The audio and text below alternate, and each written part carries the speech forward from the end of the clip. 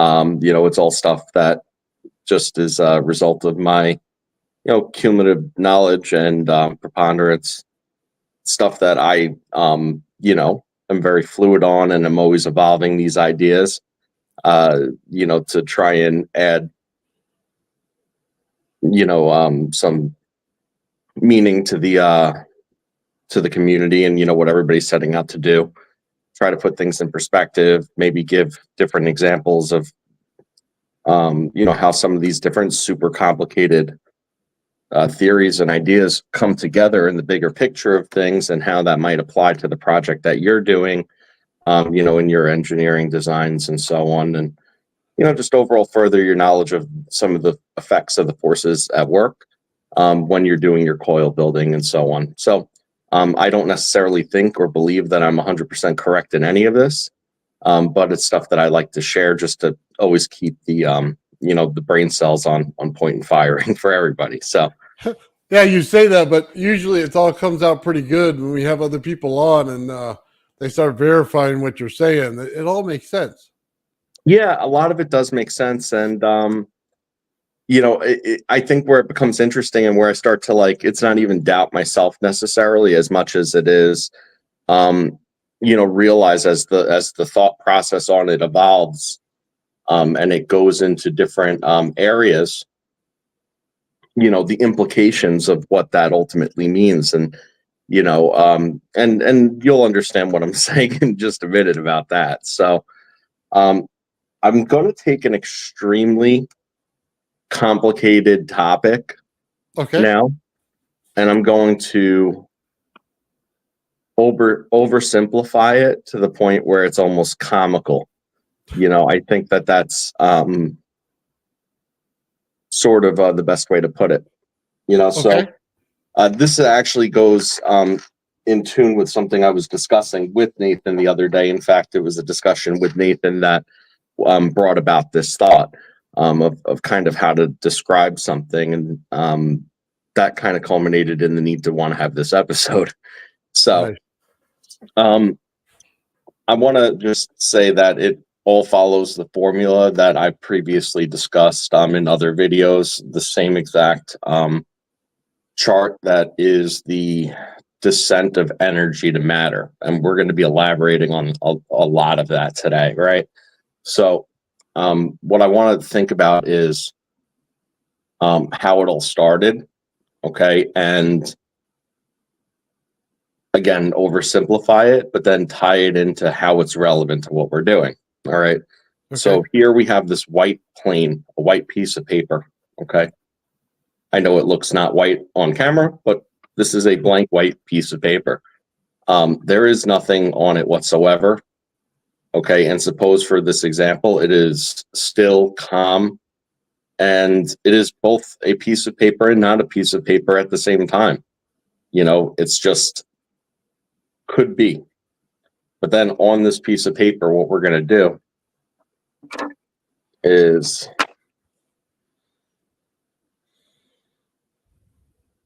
draw one single black dot.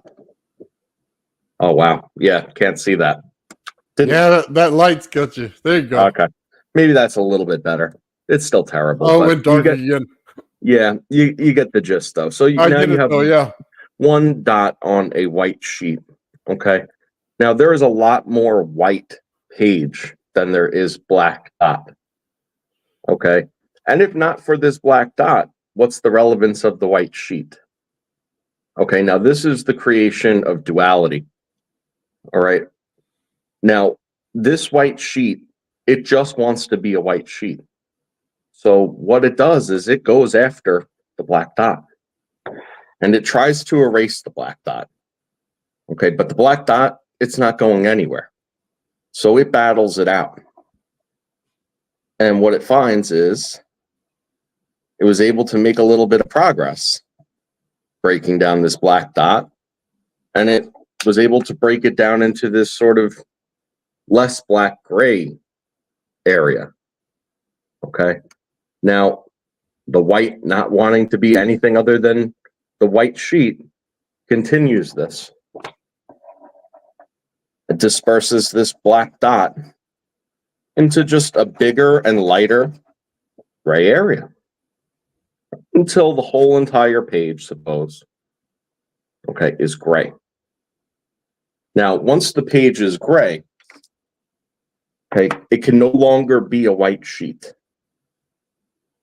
Okay, it cannot get rid of the black dot, and it has in essence reached a form of equilibrium, becoming a gray sheet. Okay, now how this is relevant is after the start, okay, this white page, for purposes of our use, okay, as human beings on planet Earth, trying to do anything with our environment, okay, this white sheet is damn near irrelevant to a degree when you're talking about physical matter, okay, because there is no matter in the white. Okay, the black represents the matter in this, okay?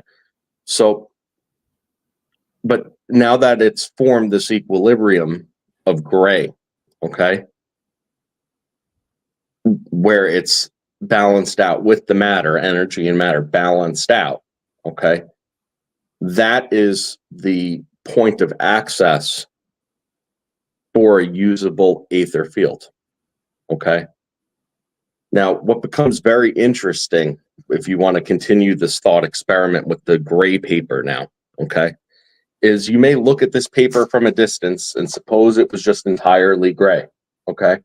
But if you zoom in, I don't know where my camera is, all the way, you realize that realistically that gray paper, that solid gray paper, is really just areas of some gray, some black, some white, just all in close proximity to each other. So the battle never really ends, okay? That battle just went from this macro state to this more micro state. And why this is relevant is this, okay? There's 3 states that exist on this gray plane, realistically, okay? You have an area, a locality, as we've been saying, locality, right? You're going to have localities where the density and presence of matter, okay, is stronger than the force and pressure exerted in that area by the energy upon it, okay? Then there's going to be other areas where matter is far outweighed by the energy that's present in those areas. Okay, now this is going to become super critical because what ends up happening is what we've talked about before, but now it kind of gives a little bit more rhyme to the reason here as to why there's mass consolidations that occur. First at a very small level, then on a growingly large level, then at a more macro level where you have a molecular structure to matter. At that point, it's 3D matter. At that point, molecules bonding to form elemental, particles, and then those forming to create elements and compounds. That's sort of what you're looking at, is this buildup then of the matter. Now, the more matter that's in a particular area, in relation to the energy acting upon it, okay, the more dense it becomes. Now, where it becomes very interesting, and it goes back to what we were talking about planet formation, okay, is this explains the planet formation, okay? Like when you're talking about relationship of energy and matter, and considering that the sun is a form of energy. So that puts that into context. But now when you look at what's interesting, and it seems so common sense and obvious, but it's very nuanced, okay? If you think about the uninhabitable planets that are uninhabitable because they're desolate, okay, versus Earth being a habitable planet, versus gas giant planets, which are not desolate, okay? They are a lot of things. They might not be inhabitable, but they're not desolate. And then you start looking at, well, what's that mean and why? Okay. That's where it starts to get very interesting.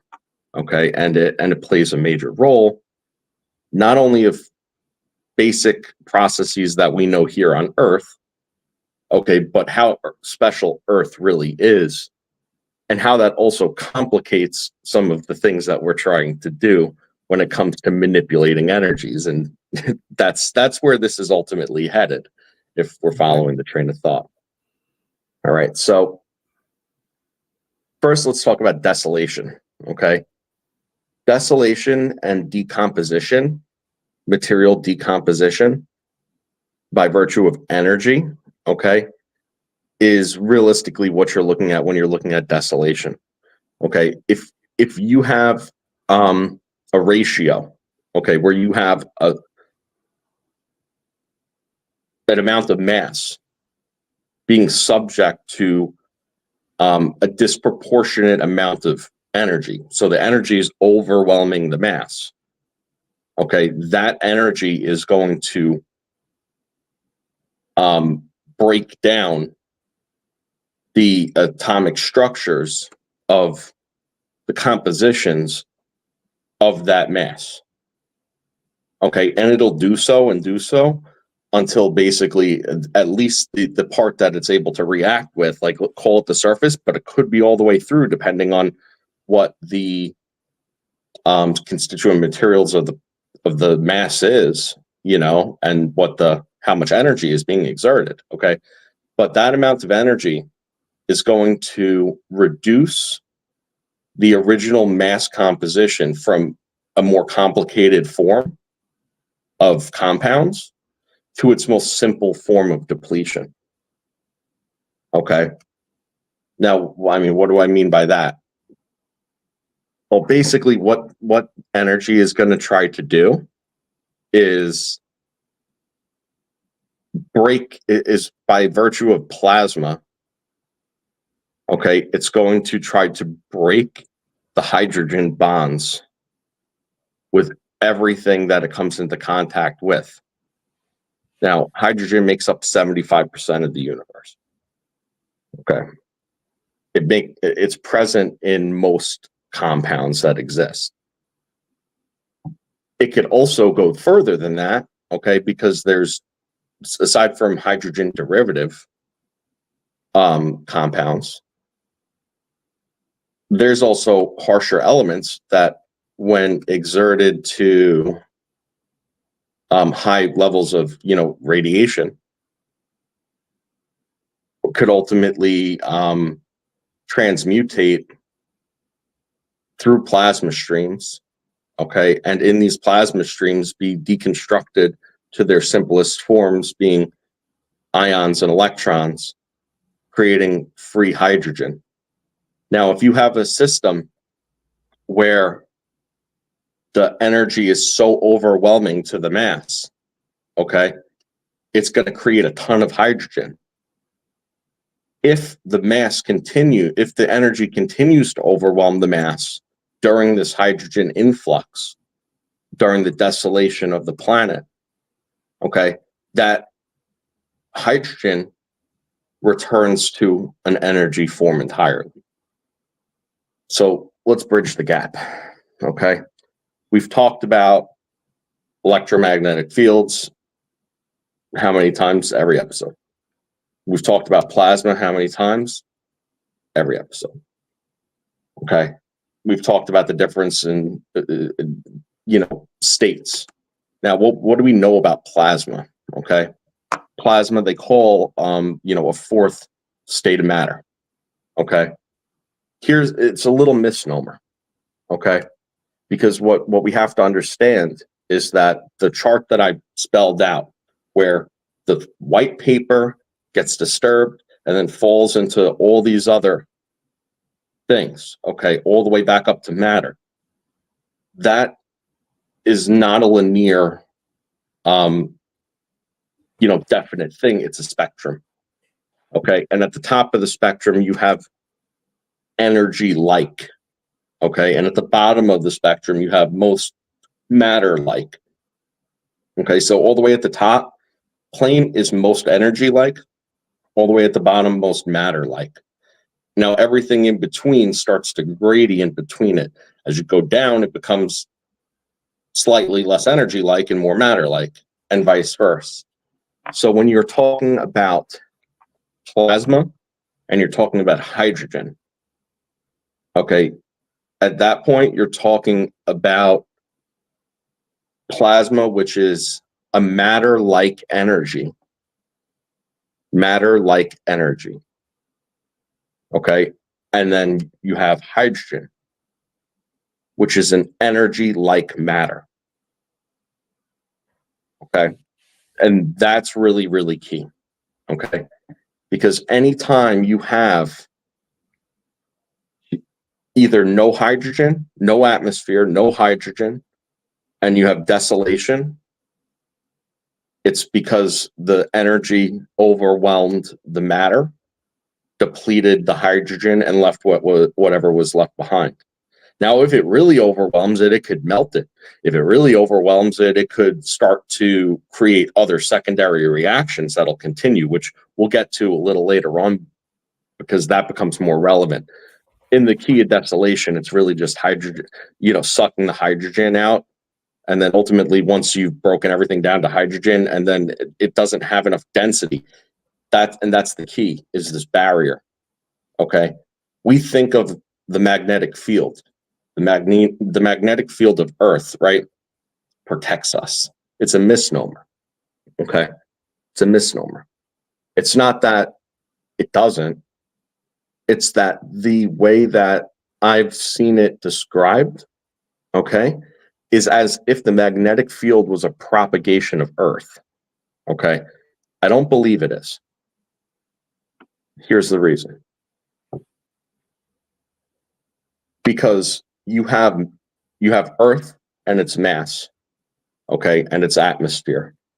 And as that atmosphere diffuses and it reaches a point of diffuse, okay, where there's on one side energy like matter, on the other side matter like energy, plasma, okay, which you see all the time at the poles constantly.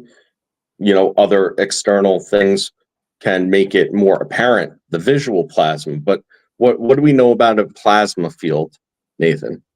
Is that when is it most effective? When the plasma field most effective? Yeah. When you're not using the plasma. When you're not, right. So when there's no visible to the eye plasma discharge, but there's a plasma field, that's when it's most effective. Yes, absolutely. Okay. So the way you know it's effective is that you don't have an aurora borealis over the entire Earth. Okay. That's how you know it's really in play. So now you have this borderline, this war zone, the pressure equilibrium of where the diffuse energy and the diffuse matter, okay, meet. Now, if you wanted to create a magnetic field, all right, what do you do? All you do is put electricity in a coil of wire. Okay, so in the simplest terms, you're going to expose an electrical current to a mass. Yeah, basically. Okay, so although the propagation of the magnetic field, okay, is of the Earth, because the Earth is the matter, the same as the coil is the matter. The energy in which it meets at this pressure equilibrium threshold is the manifest of the magnetic field. Yes. Okay. What is the observable nature, okay, of increasing the power through the mass coil, and in the context of a coil? What does that magnetic field do? What goes on the magnetic field? Yeah, I mean, if you run more power through a coil, what's the result? It just gets stronger. It gets stronger, but visually, the magnetic field tightens up, right? Yeah. Well, Okay. that's when you deal with solar flares and solar events. That's the observation of our own magnetic field. That's why I'm saying that Earth's magnetic field is a misnomer. It's not Earth's magnetic field. It's well, yeah, but the Earth pushes it out, and then the rest of the solar system pushes it back. Which is the pressure differential. Exactly. So when you have these bigger solar events coming in, the increase in pressure exerts on the system. And it forces the system, runs that system harder. It also keeps Earth from diffusing out into nothing too. Well, so, it also forces the amount of electricity that the Earth puts off in that field to push back on us. It's not necessarily that, we're getting more sun. It energizes that field even more, and then it affects us more. Perfect. So why are we alive on planet Earth? And I'm not talking about this is non-esoteric. Plenty of time for that if we wanted to go down that. But why are we on planet Earth? Why is there life here and not in the visible universe as far as we know? Like that's just that simple and abundant. The answer is well, they've oversimplified it, and I'm going to overcomplicate it. See how the system goes? Sometimes they overcomplicate things and I have to simplify it, but other times they just gloss over things and then it becomes a bit of a misnomer. They say that, to simplify it, we're in a life sweet spot. We're in a life sweet spot. Well, equilibrium is a good way to look at what a sweet spot is. Sweet spot just doesn't really, it's just nondescript. It doesn't really say, well, why is this a sweet spot? I mean, it has to do with the fact that there was enough sunlight to cause the reactions that I've discussed, but not to the extent of desolation, and also not to the extent in which we'll go on when we talk about the gas planets. Okay? Because what ends up happening is, first of all, in order for Earth, in my opinion, don't really know, but hey, good guess, I think. In order for Earth to have reached the equilibrium, okay, we had a hydrogen atmosphere at one time that was doing the same exact battle that all the other planets were facing, okay? But because it was controlled, okay, and because it wasn't it was producing the hydrogen as fast as it was taking it away, okay? The transmutation that takes place in that process led to heavier elements, primarily helium and oxygen, okay? And then once there was an abundance of oxygen present, the world set on fire. The entire world burned. And when it was done burning, we were left with water and stability. Because what we effectively did at that point was this hydrogen, okay, that could have as easily have become energy again as it could have became matter, okay? It became matter and locked up, all of the energy like matter that is hydrogen, okay, in a form that could be used, okay? It could be used because water easily evaporates. Then the bonds of the hydrogen and the oxygen are broken up during this evaporation. Now all of a sudden you have all this free oxygen. So now you have plasma working against oxygen, creating ozone, heavy oxygen, ozone, blocking the full penetration of the energy. That's how you build the atmosphere out of that and neutralize or not neutralize, but reach a point of equilibrium where this world is not more matter or more energy. It's both. And it's the both characteristic of it in that equilibrium that can exist, that then harbors a symbiotic relationship between matter and energy, which is ultimately the manifest as the animation of matter over time, because if you think about it, there's still depletion going on. Well, but there's not enough to deplete it to the center. So things developed in a way that, this energy wanted to escape, and this energy was there, and it was within this matter. And it did so by trying to circuit itself out, but to no avail, And then again, insert religious belief, spiritual belief here. But scientifically, that to me makes that logical, progressive sense. So let me throw something out at you, okay? Sure. We talk about the fields on the earth, but the sun also has fields. So if you take the sun, obviously inside of it, but then when you get outside of it, you still get spherical energy that comes around it. So it goes out. So you would say that the point right before you hit Venus, there'd be a strong point. Then it would weaken a little bit. And then as it gets right past the, what is it?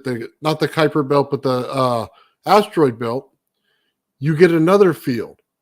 And then it hits Jupiter. So Jupiter would gain a lot of energy being so close to it. But then inside the middle between those two fields, you have Earth and you also have Mars. Now, Mars isn't experiencing a whole lot of energy in it right now, but Venus is. So Venus has to be closer, just like Jupiter is, to that field. So, and it goes out further and further each time. So I think part of the one thing we'll end up finding out, maybe not in our lifetime, but in somebody's lifetime or God's lifetime, that as soon as we get close to the field, we pick up energy. And that if we're in the middle of the field, we're in the sweet spot. Now, that could be also between the outside where Jupiter, before Jupiter, and then beyond that, there's probably a sweet spot in there, but the energy's less. So it's like rotating a magnet. You get a field, and then there's drop-off points, and then there's another point. But this field has a pushback to it. And because it has a pushback to it, that point where it dropped off normally is actually energized even more. That's my thought on the solar system. And we're going to find that there's a field around the entire solar system because of the sun. Oh, well, there is, just because of the locality interactions of matter and energy within the solar system, and the fact that we have an energy output in the middle of the solar system, hence why it's a solar system. It would definitely, like that greater diffuse, and plus all of the matter in it in interaction would have a field of its own. Absolutely. I mean, what's the significance of that? I mean, that's probably like a little rough to say. Obviously we are then in a galaxy, with other solar systems. Solar systems do come into play with one another. Albeit I have looked into that before just to see what the dynamic of that is. And it seems to be a phenomena that they know happens, but they never have.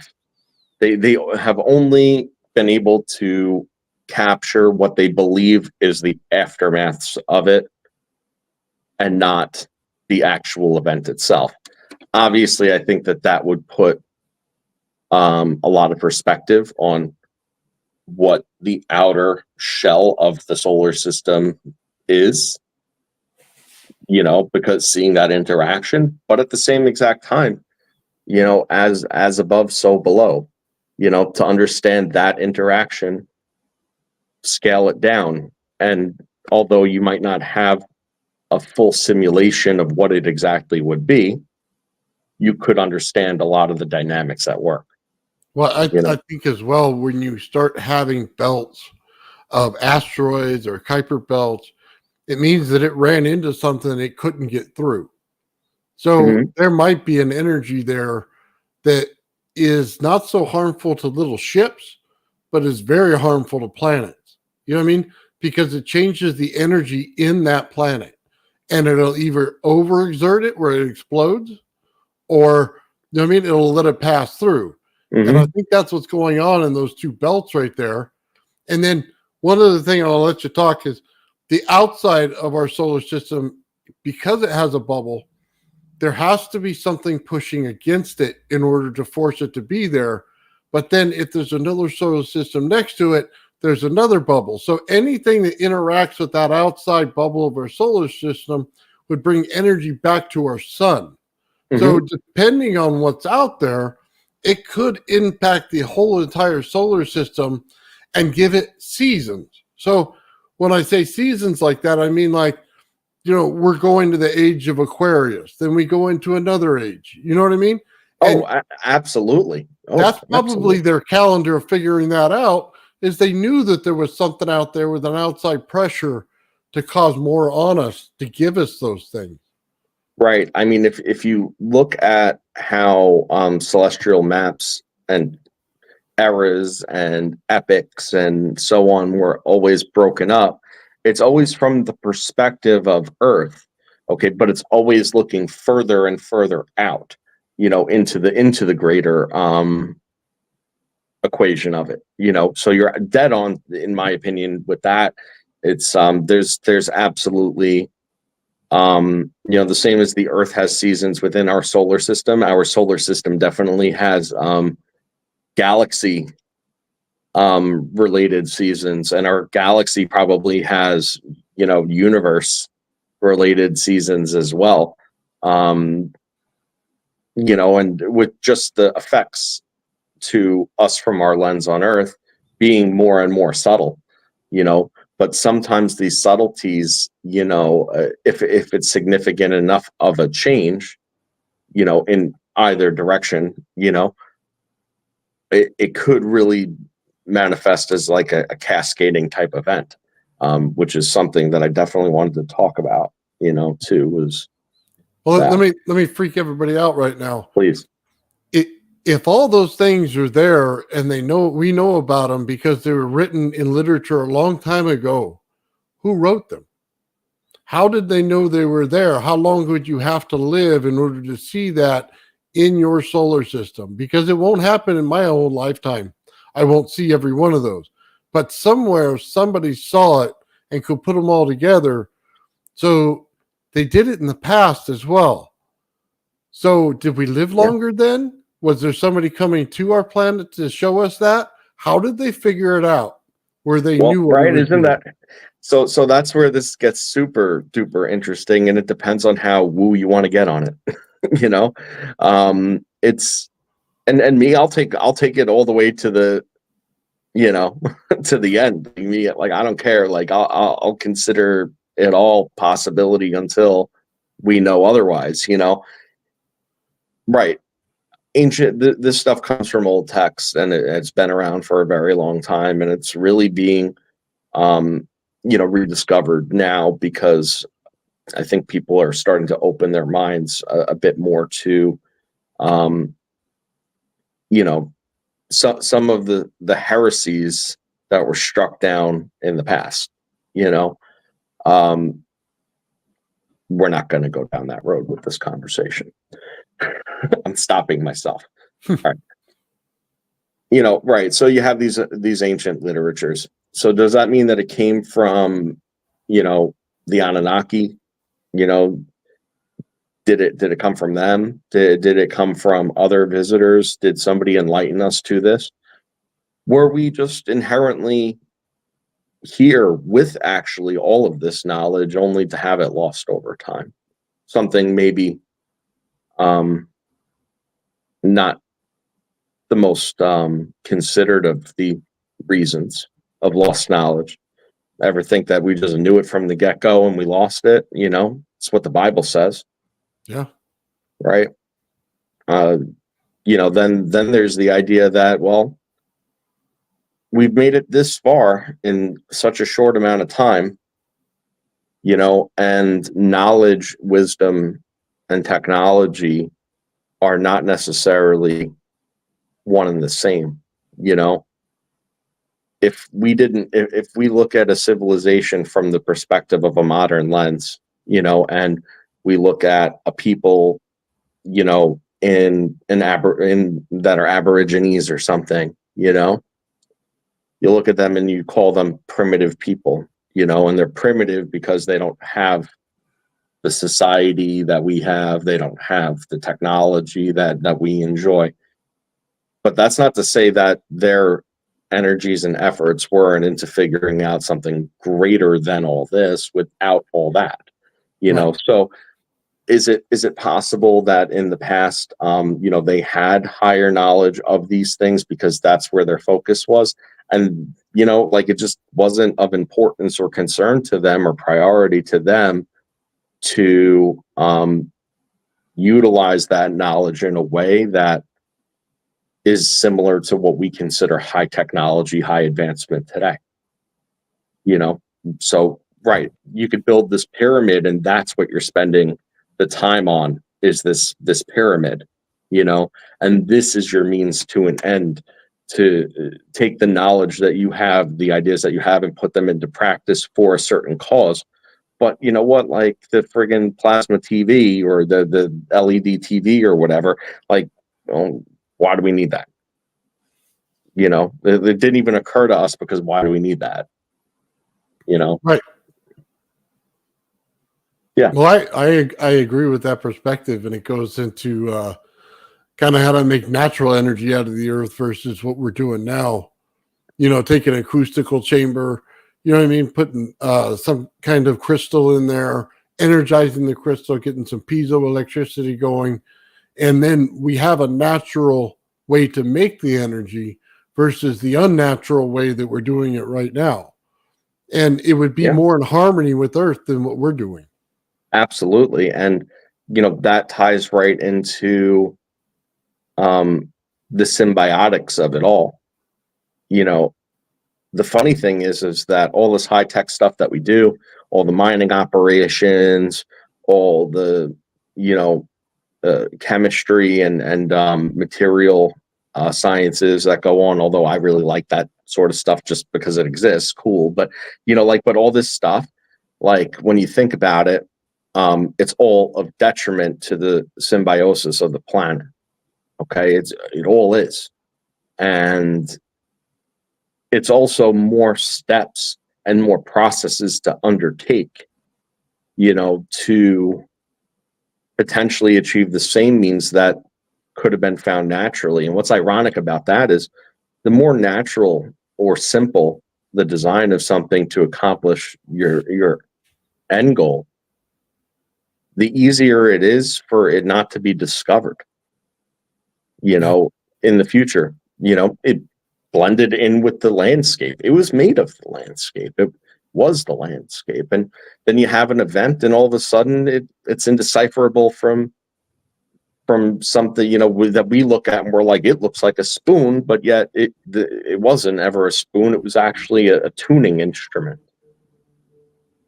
because our minds are not applying the context that maybe it was being used for. And that's a great possibility. In fact, it's more reasonable to believe that,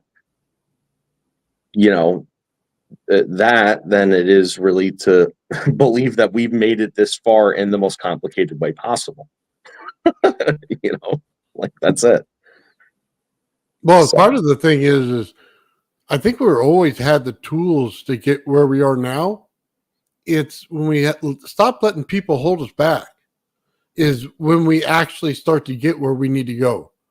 And I think that's one of the biggest things that I have a problem with when you see everybody in kind of this kind of community. They like to put rules on things, and they like to tell you the same thing over and over again, and they'll recite a book to you about those rules instead of saying, well, let's just do it our own way and then we'll let others judge whether the rules apply or don't apply, because there's cases where they do and they don't, and then there's reverses in experiments, and you don't know exactly why. But I think it's important that when we go forward as a society, we take down some of those rules and maybe just have them as a guideline. Maybe that's okay as a guideline, but it's not okay to force somebody down because you think it's a rule. And I think that's important to keep in mind when you do this kind of stuff.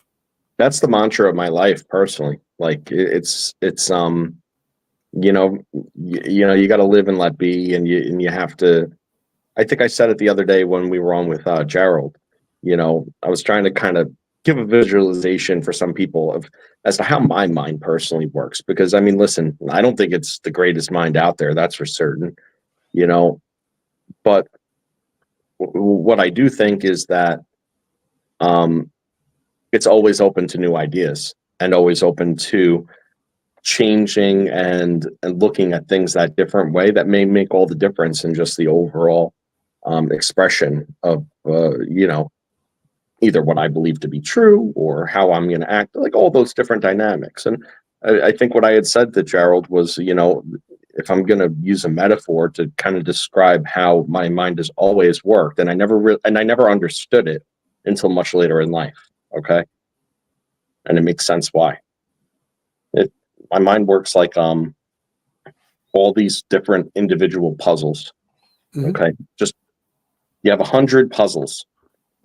And whereas most people, when they're making a puzzle, they're going to go right for all the edge pieces because they're easy to identify, easy to find. And if you put together the edges, generally speaking, the rest of it falls into place pretty simply. And, once that puzzle is done, well, this is what I know. Now I have this done puzzle. My train of thought has always been a lot different than that. It's been find the edge pieces and throw them in the garbage. Build the puzzle. You get as far on that puzzle as you possibly can. And just keep on working on all the puzzles, and eventually what you see is that it was never 100 different puzzles. It was just one big puzzle, and by keeping those open edges and realizing where the other puzzles end up connecting to it, that's the key to an open mind. That's the key to an open mind, because once you put the edge on the puzzle, nothing connects to it anymore. That's it. It's closed. I look at it like we build spheres. We don't build squares. That's just the way I see it. We build things in 360 degrees. We don't build them in a cube. We don't live in a cube. We live in a sphere. So you cannot have straight edges in that sphere. It just doesn't happen. Same concept, different way to describe it. That's all it is, and most things are. And most things are. It's why it didn't make sense to me when I was a lot younger was because I had all these different pieces and I made some connections, but they just seemed like their own puzzles still, but then once you made that first and second connection, then you realize, wait a second, what else goes together? And then it starts to just quickly, sometimes very quickly, abruptly falls into place. It immediately changes your perspective. Yes. Immediately. Once you make the realization that that's sort of what it is. But I know a lot of people that, in life, in themselves and in their practice, they walk a very defined line. Very defined line. Oh, no, it's not supposed to be that way. It's supposed to be this way. And if it's not that way, then it's not good. I like to look at that as like a resiliency issue, and I love words, and resiliency is I think that's probably one of the most important words in the English language because it describes so much. It's something's integrity to keep up on its own weight, but still be hammered and put and weighed upon and be deformed and still manage to stand. It's malleable with integrity, and that is an incredible thing to be, because that means that you could take the blows, you could take the blows, you could be wrong, but you're still standing, and that's it, and the crazy thing about things that are resilient, they can also be hammered back into shape. Yeah. Well, one of my favorite experiments that's going on right now is when Sean took that Tesla coil, I put it into a ball instead of just a straight tube. And the reason for that is because the energy that comes out of it's different. Normally the energy that comes out would interact with any crystal cylinder that you put next to it, and it'll start sparking on it. You'll get a beautiful light show, right? Mm-hmm. This thing actively, now that it's in spherical shape, it actively avoids it. So it has nothing, it will not interact with it, which means it's probably pulling in the energy instead of pushing it out. Mm-hmm. So just by changing the experiment that nobody's done, I've never seen it before he did it. And when he did it, it changed everything completely. So it kind of goes back to the earth thing. Is it something you can share, Nathan? Oh, yeah. I've done it several times, and we've done a whole Friends Think Tank on it. I might have missed it. I'll bring up the thing in here in just a little bit. I'll look for it. If anybody's new to this, there's hundreds and hundreds of hours of content. So, if you're into this sort of stuff, strap in. I haven't even consumed it all yet, So the thing is, okay, so he's got this sphere and it's pulling in the energy. And I always say this, we judge our earth based on a linear form of understanding. We only see things on one plane. We're not curving that plane. We're not bending the plane back around on itself. So we have no idea what the true effect is when we put it into that shape. That's one of the misunderstandings of this whole world, is you cannot see it in the straight line form. And I'll tell you this, when we're building plasma and you put two things apart from each other, and as you pull them, you get a plasma field, right? Pull them too far, it goes away. Put them too close, you get sparks. What happens now if it's a sphere? I put a sphere in the center, and then on the outside is where my plate is in a spherical shape. What happens then? See, that's the problem with the way we're building things now. We don't understand the shapes that we're building, but we apply the rules of flat linear things to those shapes. Yeah, well, that's where Victor came in huge the other day, because it's higher dimensionality. That's the bottom line. You got to bear in mind that, like, depending on the wave frequency you're running, I mean, wave frequencies are technically three-dimensional in the sense that we're thinking of them, because you have your longitudinal wave, you have your transverse wave, so because of that parallel run, it creates a three-dimension. But when you run it along the surface of a wire, that's a two-dimensional trajectory. When you change the dimensionality of the wire by coiling it, it's still two-dimensional. Yeah. But your brain has a hard time realizing that, because you're looking at a three-dimensional object, that you've created when you're spiraling the wire. But you only see it in the two dimensions. But it is only two-dimensional because it is a wire. There is a point of input and a point of termination, which could be the same side. We know that, right? Depending on how you're building and what you're doing. But at the end of the day, it's still that. And just because you turned it around in on itself doesn't forgive the fact that it's still one run. Yeah. That's what I mean. We don't build in three dimensions. We build in two. And then we see hieroglyphs in two dimensions when they're supposed to be seen in three. And your perspective changes once you do. See, we're only getting part of the information from those hieroglyphs. That's the problem. When you write things, they're in 2 dimensions, but they're actually meant to be in 3. Sometimes they're meant to be in a 4th dimension. Yeah. So you really have to understand things a little bit different. And if you're so set on where you are on something, you'll never understand the problem. You'll only go around it, and we'll never get further to where we need to go. You're just inside that little box, and you know what I mean? You're just stuck. You can't get out. That's why I always say, first you got to start thinking outside the box. Then once you start thinking outside the box, then you could throw it away. See, I think that my love of science and my desire to see science transcend the barriers that it currently has, or that we think that it has, or whatever, and be able to enter into that science fiction realm of technology and ability.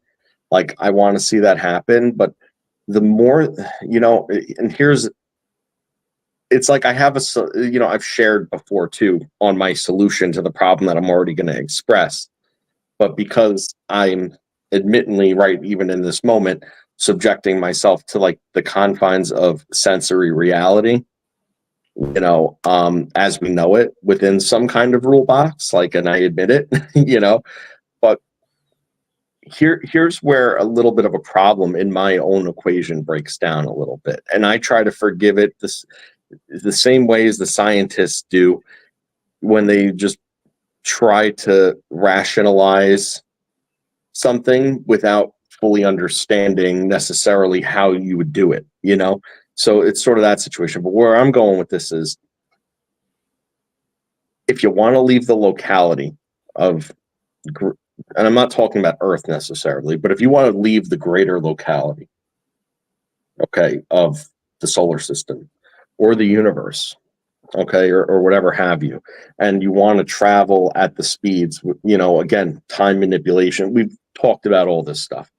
My issue is that there does come a point in time where the processes that are required to do these things, because of what I just shared before about the differential of energy to mass, that ratio, okay, and that equilibrium that kind of has to exist for stability to occur, okay, there comes a point in time where matter can no longer sustain moving up that chart.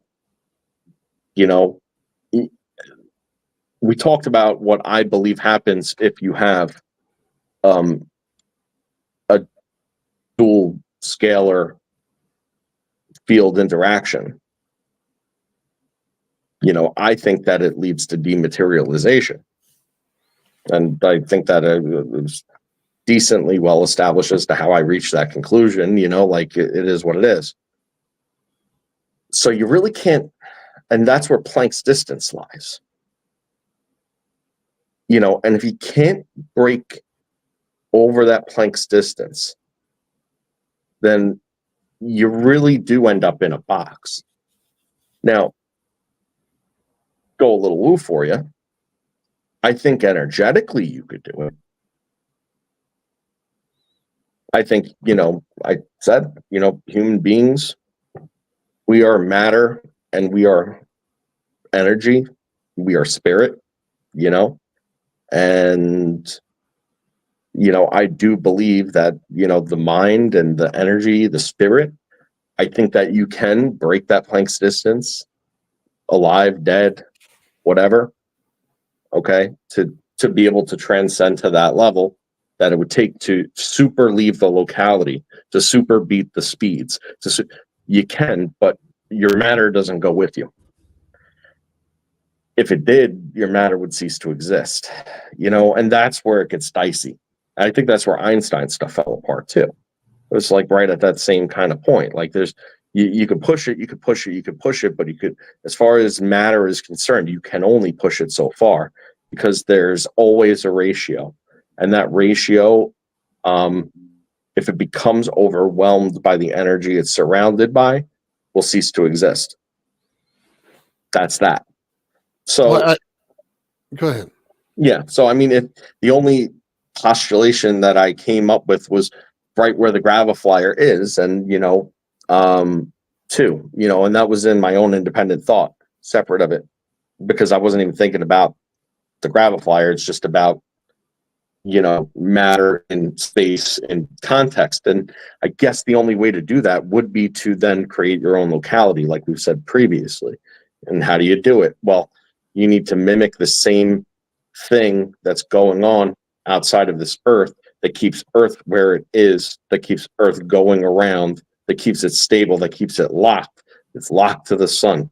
Just like you want the graviflyer in this case to be locked in the atmosphere and controllable, but locked. Why is it locked? Because of its locality. So you need to be able to have the interaction between the plasma and the magnetic field pressurized in order to then, this is where it fell apart a little bit for me, because we've talked about it before, but it's to do with the density, and keeping it off the surface. The keeping it off the surface is super. It's so much more critical than I initially thought, because see, when I originally thought about it, it was, you got to keep it off the surface. Okay, because you need something for the craft to exist within a bubble to be able to push off of. And yes, that's the case. Okay. But why else does it need to be off the surface? Because if you've created a field that's separated, that's strong enough to separate you from your local density locality of atmosphere, okay, that means that you're having ionizing radiation coming off of it. It has to, no way around it. That also means that you have, if that plasma at that type of power level were to actually interact with the material of the surface, like directly, could be dealing with vaporization events, like right then and there. No different than a plasma, no different than a plasma cutter at that point.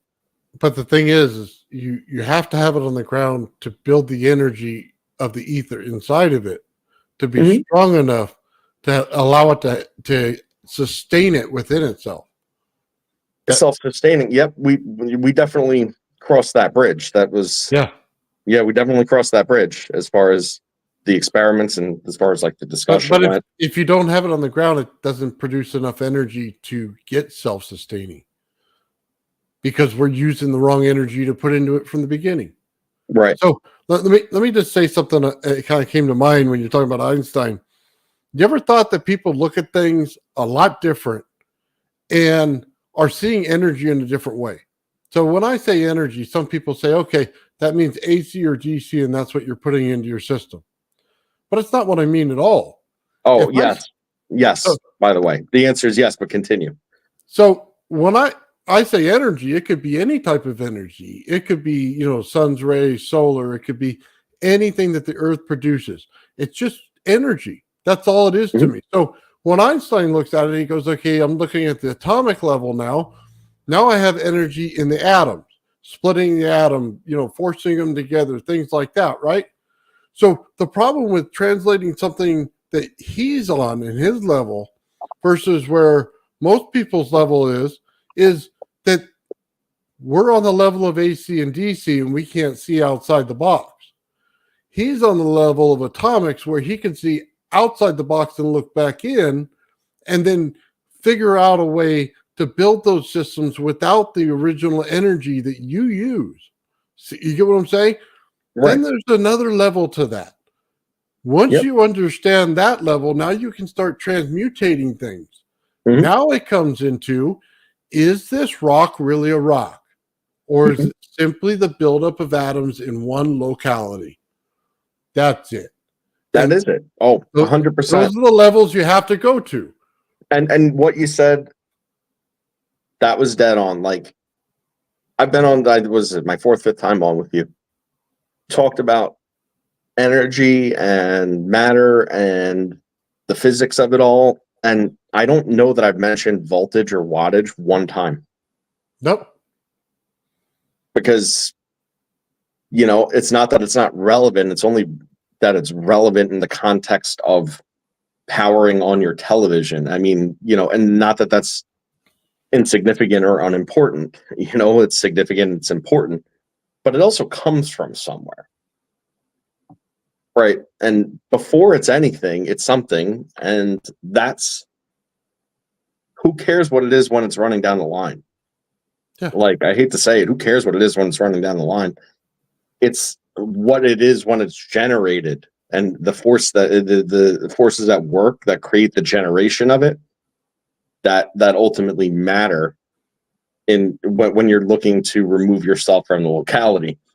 Tesla didn't say that it's voltage, wattage, and amps. Like he didn't even say that it's resistance, although that's a major thing. Well, but he did say that it is, energy, vibration, and frequency, because that is the manifest, that is the simplest form of manifest energy, and also the longest lasting, most durable form of electricity. A form of energy. It doesn't have propagation losses like AC/DC electricity. Even in atmosphere where it's subject to severe interference and atmospheric restriction, it still propagates without loss or bolstering. So exponentially more than AC/DC running through a line, that why you would think about AC/DC running through a line is preposterous to me. But that's to me, and I'm not talking down to anybody that's thinking in those terms. But if you're hearing the tone that I'm taking with it, like, let that spark something. That's all. So in between, the spaces in between, okay, I think that's an interesting thing. All right, because if we're following my same logic from the get-go, because we did get a little sidebar, not very surprisingly, and that's cool. But we have all these planets, we got all this interaction going on. Then you have these spaces in between, and it's electric universe. Now, there is an electric universe theory. There's a guy that came up with it, and it's a super interesting theory. And it's not that I disagree with it, okay? I don't disagree with it, but I think that either in his paper that I personally read and some of the material that I consumed, like on YouTube and stuff about the topic, it was very implicative of what you just said. So it's an awesome segue. It was very like thinking about energy as electricity. And I think that's the point that I disagreed with. Yeah, it's an electric universe, because everything being, electricity being a byproduct and result of the higher orders of energy. When you're dealing with energy density and you think about it as mass accumulation, and then you think about it as energy working against that mass accumulation, and then that you have these mass clusters and that most of it in between's empty. Well, it's not that it's empty. It's the same thing we've been talking about all along, which is just pure potential. It's the spots on that gray page that it was gray, but then other spots turned black, so then other spots were white, and then there's pieces of the page that are then white. So certain spots on the little blank white page, after these processes rolled out, we didn't kind of get back around to that because we got a little off on it. But when it starts to do its whole clumping together situation with the mass and with the energy, and then the energy is creating mass and it's equalizing and everything reaches some form of stability, there are parts of the originally white page that are white again. Okay. But remember something, all it ever took for the white to become from potential to probable, usable, okay, was the presence of anything other than its perfect little effing self. Yeah. Okay. Its perfect little still self. All right. The instant anything else came in to disturb that perfect still, it all unfolds again. Now, to what degree? And how overwhelmed is it? Well, here's the thing about mass that's crazy. If we look back at what I originally said, it's condensed energy to the point where it's solid. It's condensed energy. In fact, we know this. You ever light something on fire before? You know, you have an ambient temperature working against it of, it's 75 degrees out. I just lit this log on fire. It's 500 degrees at the log. The log has more energy than its ambient energy that's being exposed to it, which is why it exists as a solid. That's the point I've been trying to kind of get to. I think that's probably the best analogy to describe that. Now, if you're talking about any solid object going through undisturbed potential space, that solid mass is going to have a higher, a much higher density, so to speak, than its surrounding area. So I don't think it would be acted upon in a way, and again, this is postulation, but I don't think it would be acted upon in a way that would overwhelm it. It would, however, initiate the electrodynamic process. We'll call it that, the electrodynamic process in that area because the mass is there. Now, here's where things get really whacked out, okay? Remember how I was talking before about mass-like energy and energy-like mass? Here's a great example of that we could all understand and relate to, all right? You have a piece of plutonium, okay? Hey, nice chunk of plutonium. How are you? Well, I'm fine. I'm throwing off all sorts of gamma radiation. Oh, okay. You're very energy-like, aren't you? Yeah, gonna be for a while, See me after my half-life. All right. It's unstable, so it's throwing off its energy that it's made of. First of all, that's a scientific simplification when they're like, oh, it's a radioactive substance. Well, what does that mean? Well, it just means that it has radiation. Oh, okay, for most people, that's fine. Yep. This piece of matter is so energetic and then so unstable in its energetic composition that it is throwing the energy off by itself. Let it sink in for a second. It's crazy, and it fits right into everything that I'm saying with this, okay? Now, what happens when all this energy coming off, and then you put some more, and now you got even more energy coming off, and the energy coming off overwhelms the amount of mass that it's within. You have the matter, then you have it expelling energy, and when you reach that certain point, the energy in that area overwhelms the mass it's working against,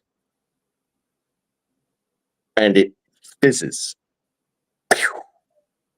Well, more like. And then what happens? Everything that's in the blast radius vaporizes. Yeah. Everything vaporizes. They don't say, oh, it all got burnt to a crisp. Oh, no. It vaporizes. The energy is so ready to go out of that matter that when it reaches critical mass, it goes, and it overloads the entire system of that particular area and takes all of the matter with it right back to the heaven where it came from. That's it, right? Now you talk about fission, and fission's even crazier. I mean, fusion. You talk about fusion. Fusion's even crazier. This is where the most interesting thing I think about this whole part of the discussion is the gas giants. without going into how I think they came to be, although I got my theories, think about the nastiest.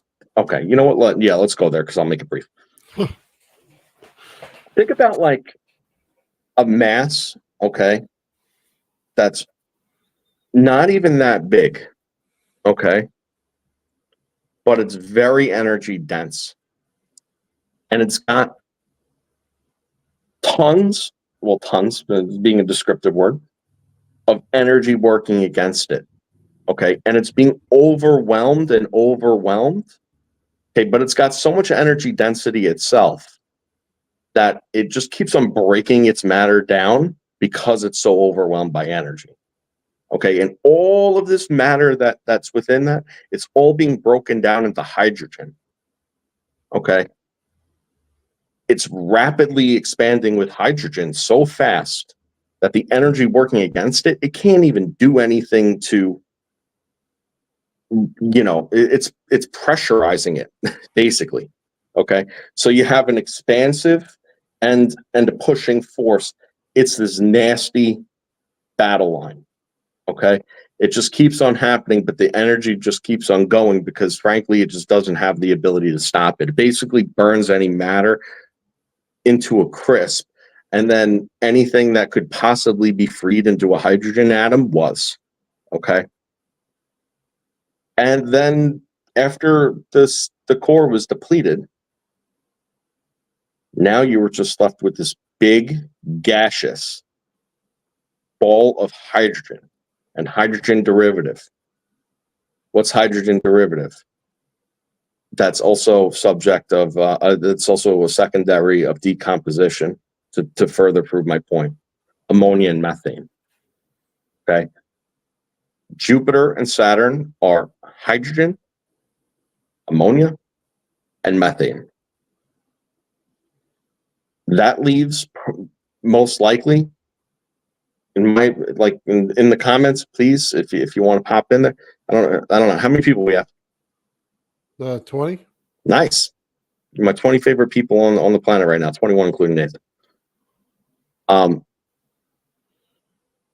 I think that all that's left at the end of that type of reaction that results in that massive amount of hydrogen distribution is got to be carbon and silica. That's pretty much about it. Okay.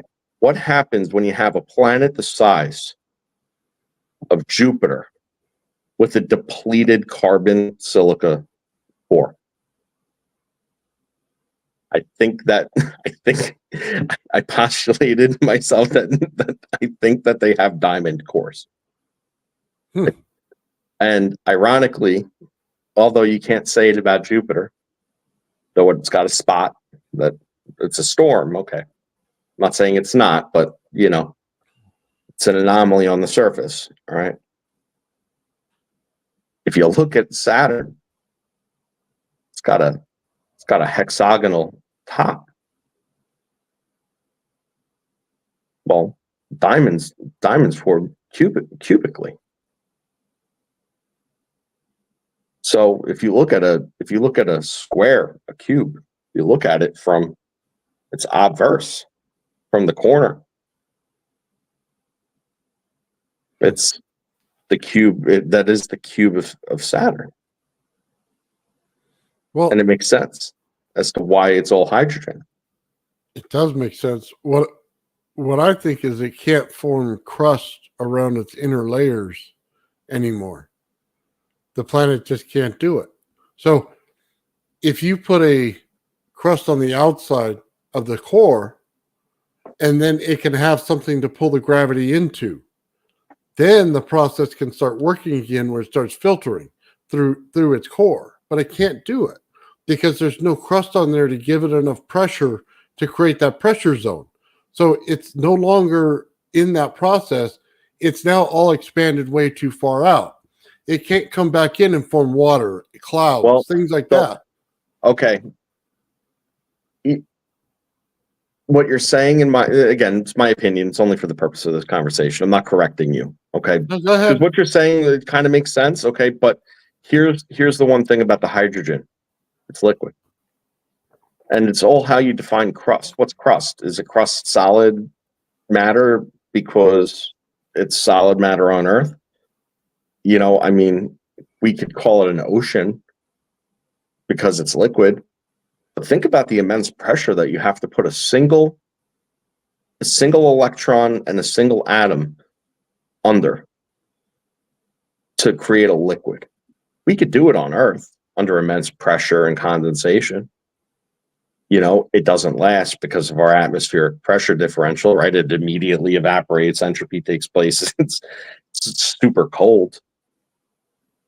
But I mean, my understanding is that what's crazy about that ocean, okay, is that it's under so much pressure that it actually breaks the free electrons from the hydrogen frequently, resulting in an electrical discharge from it. Okay, and that gets returned back out to the system. System presses. It's in a state of equilibrium. That's why it has its current orbit. That's why it's been on that trajectory for however long. It's reached a state of equilibrium with a hydrogen C. But I want you to visualize a situation where the external conditions of the planet, okay, not the planet's conditions, the external conditions of the planet change. Okay. If the energy working upon it, okay, were to dissipate, okay, that would lead to rapid expansion, even further rapid expansion, because all that pressurized hydrogen, it's going to want to expand. Right, but that's what I'm saying. They can't create a field like we do around our Earth. Mm-hmm. They can no longer create it, so the rapid expansion happened and it turned into a gas giant. Well, but they have a stronger magnetic field than Earth does by magnitudes of orders of magnitude. Well, I understand that, but what I'm saying is because they have no pressure on the inside of their planet, they don't have that field. So it expands out. Therefore, the inside cannot be contained by the outside. So it'll start pulling in everything from everywhere. You see what I mean? It has a bigger field because it cannot sustain itself within its field. So the outside impact is much, much more than it would be. So if you were just to take a Dyson sphere and put it over Jupiter, it would completely change it. As a matter of fact, it wouldn't crush it because the inside was so great a pressure, it would equalize it and balance it because of it. Because it has to have that field around it in order to sustain itself to keep the processes going. Once you break that field, it no longer has the ability to change and make those transmutations happen. It is now one big field of garbage sitting out there instead of a constantly changing field. See, I look at it a little bit differently. And maybe we're talking about two slightly different things, and that's possible too. And if it is, it's very nuanced, but it makes all the difference, I think. See, if there was a change of the amount of energy, let's forget about the magnetic field for a second. Let's just call it a change of the amount of energy exerted on the planet, whether it be more or less. Okay. There's going to come a point in time of compression or, of compression, or I guess contraction being the opposite. Well, I mean, expansion, right? That it's going to end up reaching critical mass. There's such a thing as critical mass of that particular system as there's any particular system. So depending if critical mass is reached during an excess energy event where it's then compressed further and further, okay, that compression would lead to fusion. What happens when you start to fuse hydrogen?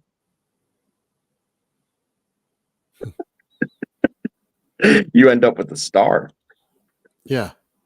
I don't think it's going to make it into a star, though.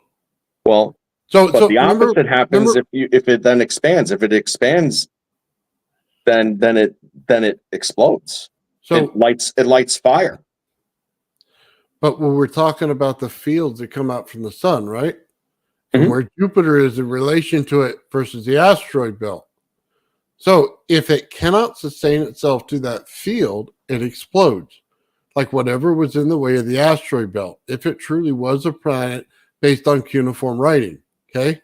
Now, if Jupiter made it through, but then it lost its atmosphere going through it because of the energy, you put too much energy into it, then that's the state it's in now.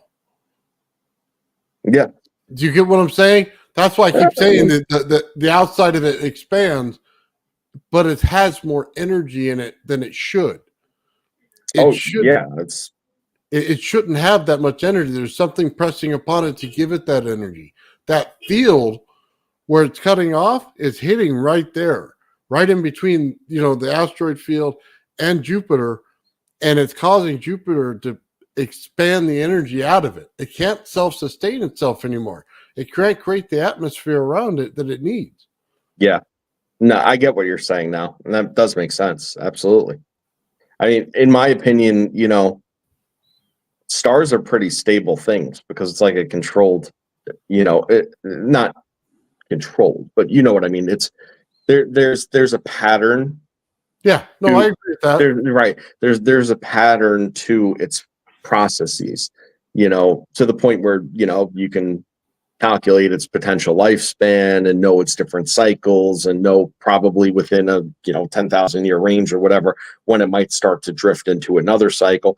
Like, I mean, obviously we're talking about very long periods of time and stuff, but the fact is that it's it's not like a candle where you blow the sun out.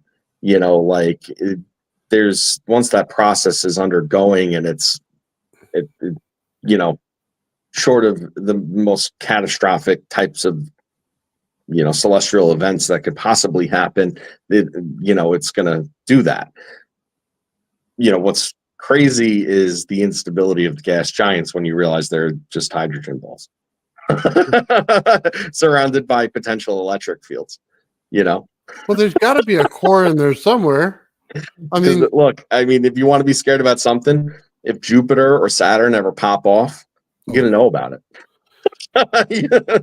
Well, that's the crazy thing about the universe, isn't it? We apply the rules on Earth to the actual different planets, right? When we shouldn't. Because if you go over there and it's all hydrogen, you're thinking light a match, it's done, right?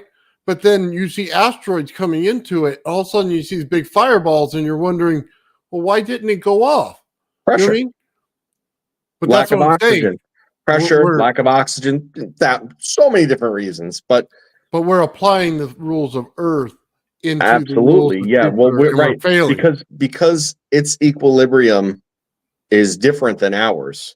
We're both in states of equilibrium, but theirs is vastly different than ours.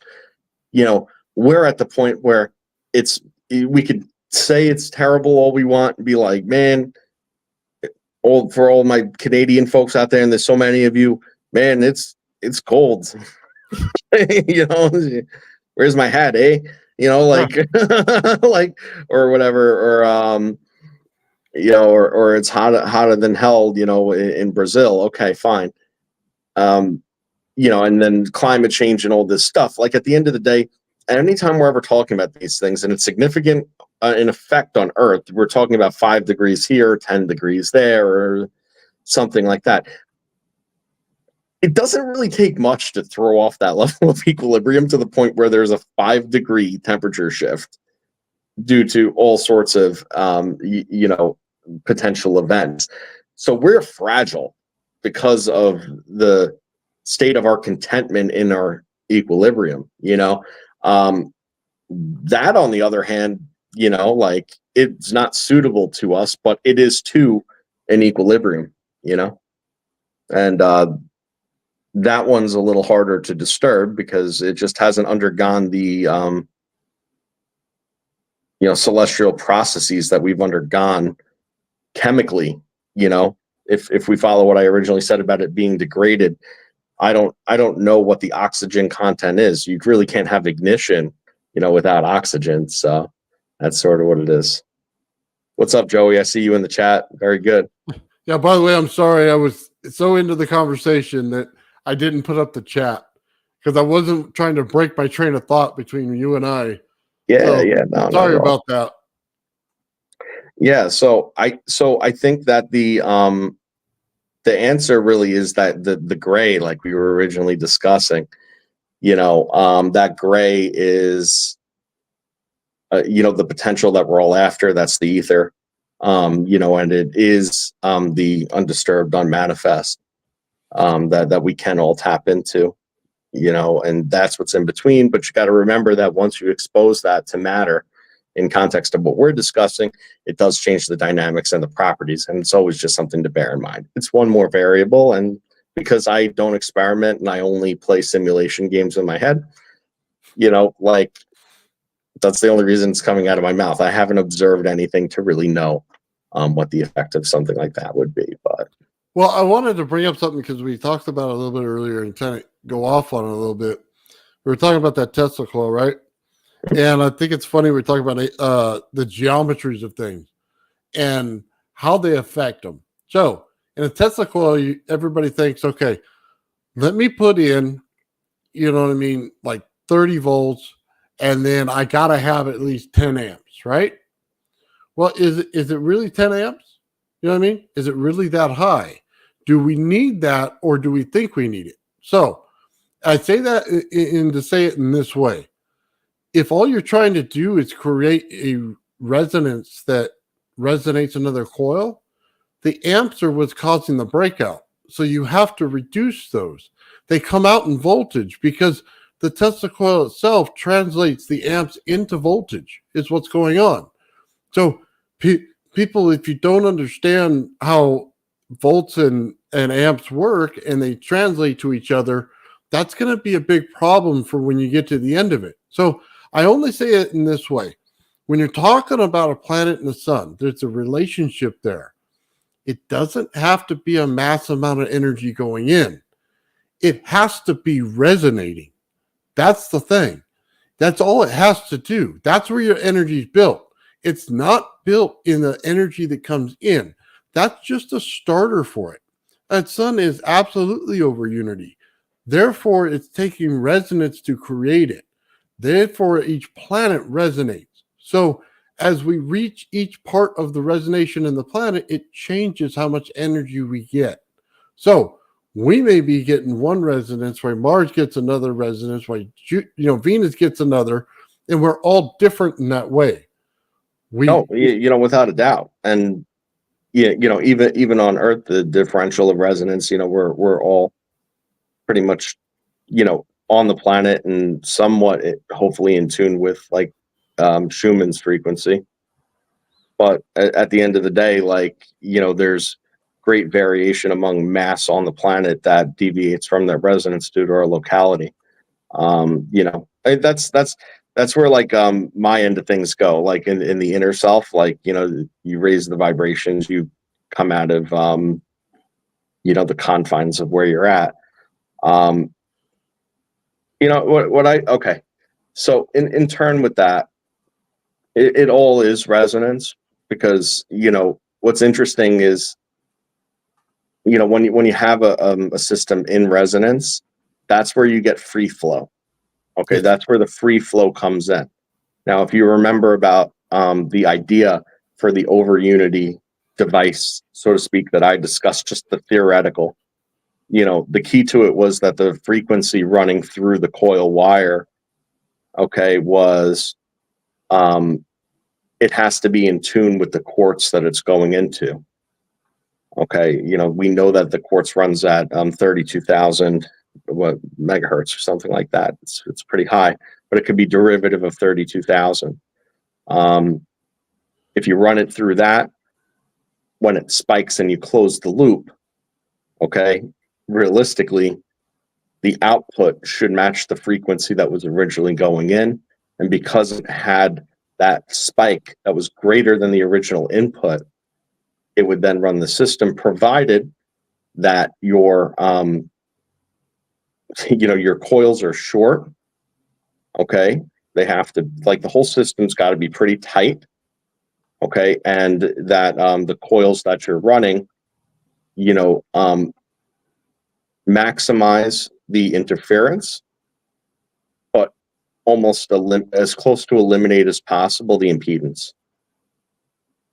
Okay, and the way that you overcome that impedance issue is by asserting the load, because the height of the spike in the system, as far as I can kind of postulate, if you're running it through the system, if it kicks on as it pulls, it should increase the amplitude of that particular spike. So it would be enough to power it at the higher amount, so that when you then add additional load, it's just pulling more, just like we talked about. It's funny. I don't bank on ChatGPT. Okay, I don't really like that, but I do have fun with it. I like to ask it questions. I put that device into words, described it, frequency generator, doing this, amplifier, leads, this gauge wire, twisted, put in this way, directed this way, a flyback with a breaker that closes it when the spike comes through, okay, and rerouted opposite one another. All right, ran it through. It was like, well, this would be interesting. You could expect many phenomena. I was like, like what? And then it was like, then it was telling me that it would give over unity, but then it was like, but over unity doesn't exist because it breaks entropy. I was like, suppose that, it's not creating energy. Suppose it's just being able to pull the energy in from around it in this scenario. And they're like, well, that doesn't break any laws, and that ought to work. I was like, well, thank you. I was like, I don't know that it's going to work. And honestly, ChatGPT, and it hallucinates worse than I do when I'm sleeping. Yeah. One of the things I'll just tell you about Tesla coils is kind of a thing that Tesla knew, and this is why he built Wardenclyffe the way he did. There's a rod right down the center of it that's not attached to any wire. Okay, what that rod does is it pulls energy from it. And where that rod stuffs is right down into the water. So yep, he's pulling energy into the earth and making the surrounding earth itself energized. So when you talk about a double grounding, right? So you have a Tesla coil that's grounded in that fashion. Now, anywhere I go, I could put the light bulb into the earth and light it up. And that's like the second ground. You put the ground in there and it pulls the energy out. That's what he was doing, and not a lot of people understand it. Now, that's one of the key features of learning the Tesla coil. It's not just that it creates sparks. No. You want no sparks. You want it to resonate, and you want to pull the energy from the center before it's used. That's cold energy. That's what you want to put into the ground. That's what you want to put up into anything else that you want it to go into to amplify the amount of energy in it, is have it right there on the ground. So it's building the field. Now it has time to pull it in. Now it has all the ability to do it. That's the only way to create that. Yeah. That's why the wire's down my Tesla coil the way it is. And if I go in reverse and put it into my ground, guess what? I've now created the circuit that goes to the ground. But now anything excess in that ground, like the water created, that the magma created, anything like that, I can still now start to pull from that. I can now start to pull that ether, the energy that I actually wanted, is the one I'm going to pull. I'm not pulling the energy that man made, the AC, the DC. Those are just means to an end. That's not the energy I want. I want the energy from the earth, because I need to equalize the field of the earth to make it so that it can push against it. You know what I mean? It's the pressure differential. And this is why, absolutely, first of all, you're a brilliant mind, Nathan, and Gerald's a brilliant mind, and Sean's a brilliant mind, and the whole rest of the guys. I'm not going to name every single person. You're all brilliant minds. All right. The case in point that, that's why I love talking to you. Every time we talk, it's the different flavor and application of the same exact things that always boil down to the same exact things. Oh, they do. The frequency, the resonance, the pressure differential. The whole entire point of me wanting to come on here today was to tell you about how the universe was created in my most abstract way possible that was clear in my head. But as usual in delivery, probably not so much. That's why, guess what?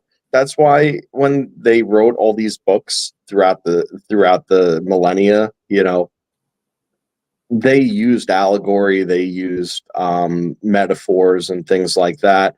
A, to keep it a little bit hidden, but B, to also make it understandable, because I could see it all in my head. Getting it out of my mouth is a whole other subject matter, in an effective way. And I think that this was early realized.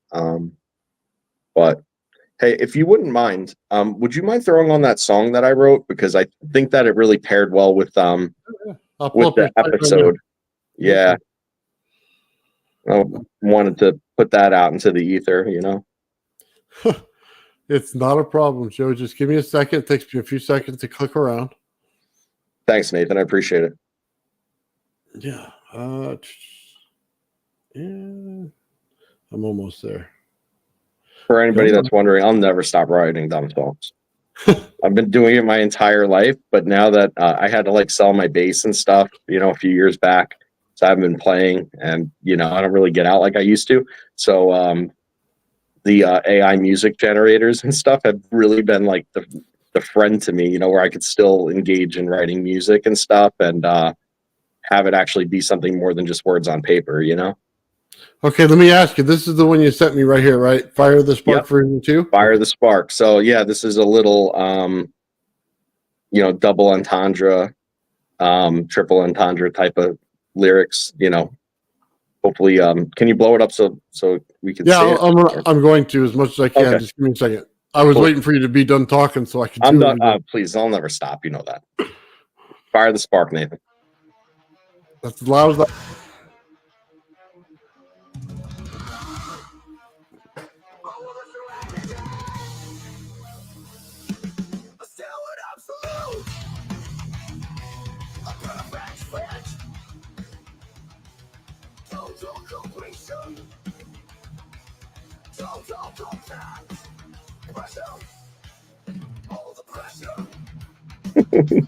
Definitely on Bandcamp. No, it's on here.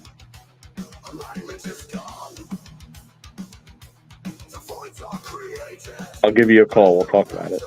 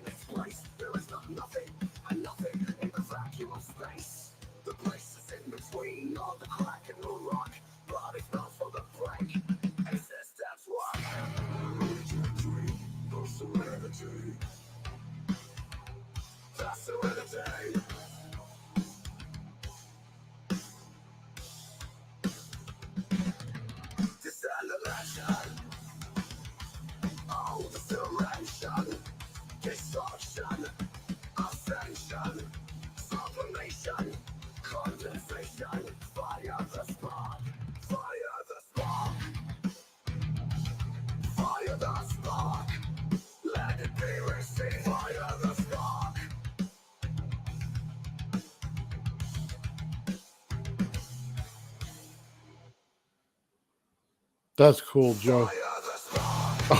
Go. I'll tell you what, man. If you were working out right now, it'd be really awesome. You know what I mean? Because the background, the music just totally punched it. Yeah. I think that this the AI did pretty good. It hallucinated one time and just said a couple of words, but I forgave it because I was like, you know what? This is a really good composition for what it's worth, Yeah. You can stop it. It's more or less over. It's just going to say more of the same crap. Yeah, but that was the whole idea of the song was, I'm sure you were following along anyway, but, a perfect still. It's complete.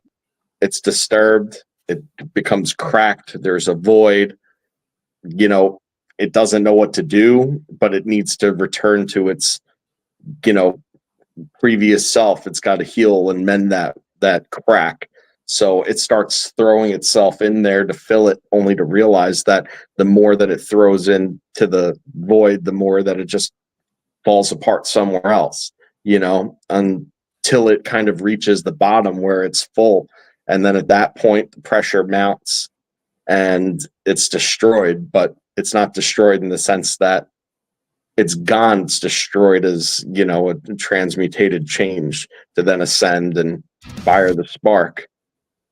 So yeah, that's on my YouTube channel. My YouTube channel I'm working on with a friend of mine, Brandon, who's on this. I'm unfortunately probably moving in the next couple of weeks, so I'm probably waiting until after I move to start production on that, because it just seems a lot to start putting together some video content, put it out there, and then you know, I want to be able to keep the momentum of keeping the stuff coming without that break. So nice. Are you going to put a lot of music on there? Or are you going to do what we do here, a little bit of theory stuff? What are you going to do? Yeah, so my format's going to be kind of interesting. Yeah, because it's me. It's going to be an edited format. It's you know, scripted, edited, not fully scripted, but like there'll be segments that are a little scripted, and voiceover, that sort of thing. But I want to do segments, and one of the segments that I want to do within it is just kind of talking to in conversation and interviewing like different people doing sort of interesting and fringe things. Yeah. You know, just to kind of ask them what they're all about, how they got into it, you know, where they're at, where they see themselves, what they've done with it, that sort of thing, and have them present whatever it is. And, you know, I definitely want to have you on there. And then, you know, a guy that I watch all the time, he was in the chat. I saw him, Joey, Library of the Untold. Amazing channel. That's a shameless plug, because honestly, he brings so much, like incredible content. You know, just really, really incredible content. You know, frankly, between me and you, right here, I absolutely aspire to have that production quality. So yeah. This is the guy right here? That's the guy right there, man. I'm okay. Telling you, like, big fan. Check out his channel. That's a shameless plug, because really he's given back so much to you know, the esoteric and the cult community. You know, and really, frankly, you know, he's formed one of his own, you know, and it's a great group of people over there too. Yeah, so you know, it's something I inspired to do, but I want to have him on too, and I kind of contacted him about that. Okay. So that's one part, and then another part I want to do, just because I'm a total dickbag, is I want to take like a cardboard box and make like a puppet thing out of the cardboard box. And then what I want to do is, like, I want to have the cheesiest like sets, like literally drawn with like crayons and sort of stuff, you know, like set up in this puppet box. Yeah. And I just want to like write scripts, like humorous scripts of like different things, like, and it'll be the most random stuff. But one thing that like comes to mind is like the Pistis Sophia and the Gnostic creation. Like, that's one thing that I'm like, yo, episode 1, that's going on, because, like, you know, try to watch my mouth as much as I can, but it's going to be like a moral oral type of format. So it's going to be like this cheesy, terrible thing. It's going to be like God, but he's on a popsicle stick. Look at crayon drawing of God on a popsicle stick. Some imagination there, Joe. A crayon, you know, drawing of like Jesus on a popsicle stick, and then like Sophia, and then she like thinks the demiurge into existence and stuff. God's like, Sophia, like shaking, like, and he's like, Jesus effing Christ, and then Christ pops in, and he's like, yeah, Dad. He's like, no, not now. You got a few more. You know, like that sort of crap. Wow. It's like, I don't know. That's my sense of humor. You know, I keep it very PG-13-ish as much as I can for your show. Probably PG, but you know, like my personality is just like. Well, I can start to see it the more we talk.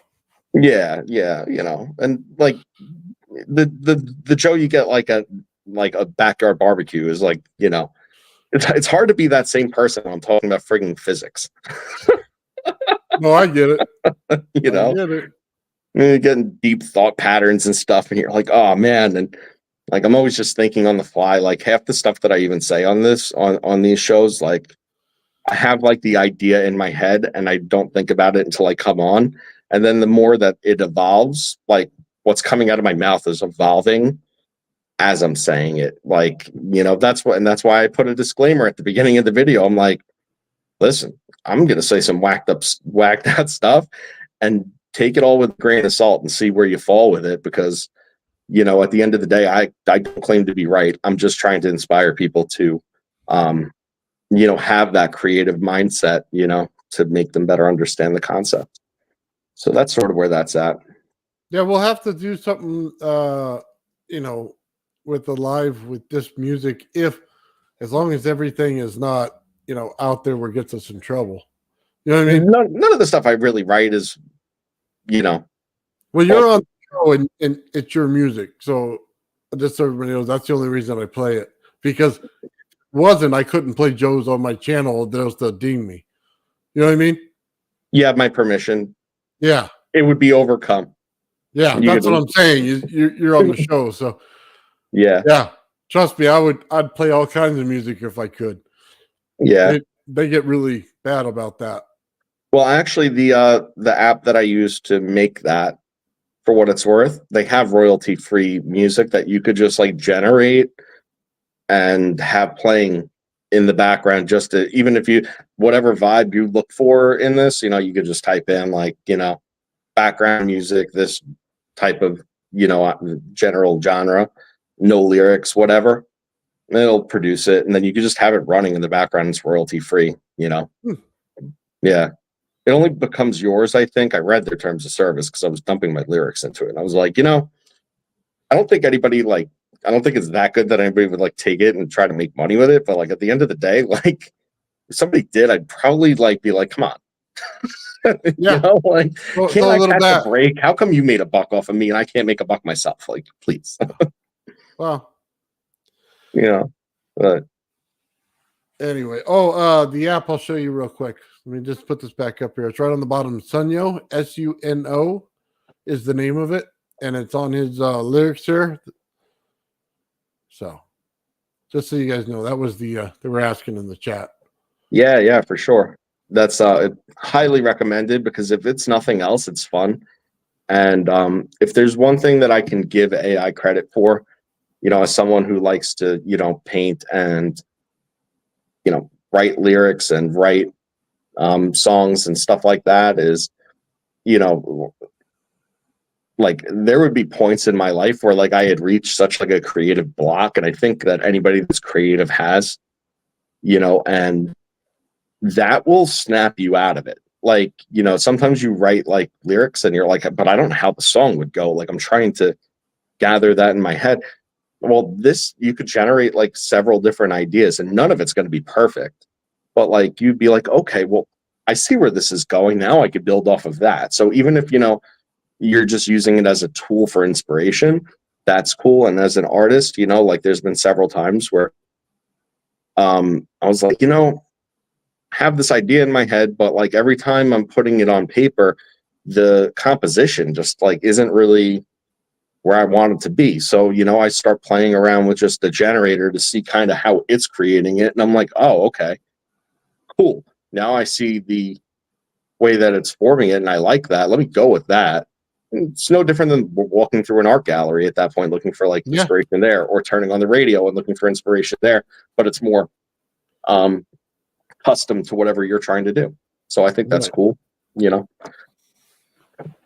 Well, I think the whole thing's cool is that the fact that they, without you have to get out all your instruments, they put a little bit of music behind it. Then you can see if you like that kind of tone that it's going with. And then if you do play those instruments, then you get to rock out, you know what I mean? Push it to a different level on there, you know what I mean? Or just change it altogether. So for me, that's cool. Yeah, but listen, I don't want to go on and fluff the guy up too much, but Joey, I know you're there, and I want to say this because, like, honestly, I've been watching you for so long, and I've never really had the chance to like say anything to you. So I guess this is the opportunity. I'm not fluffing you up too much, but what he does, I want to tell everybody here because I think it's so impressive. Okay, is that first of all, he does all his own research. He writes his own scripts. That's cool. But when he's done producing the video, he actually goes back, watches the video production with the voiceover, and then he audibly narrates his own soundtrack on a synth. Really? And does a custom to every single video, so none of it's the same. So he sits there and watches the video back and then plays over it, recording it, and then layers it. And I mean, the amount of talent is just incredible. That's what I'm saying. Like, I mean, it's absolutely next level incredible, for one person to be doing all that. But yeah, that's like something else. Yeah, right. I told flush your cheeks, buddy, because I told you I'm not fluffing you up too much. I'm just like, I'm really, it's on subject. We're talking about music and videos, and frankly, I'm, when you told us months ago that you did that, I was like, really? Oh my God. I was always wondering where it came from. And I was like, I can't believe it's this guy creating this, but yeah. Yeah, give me a second. I'll see if I can't pull the link for his show. All right. You get a little free plug.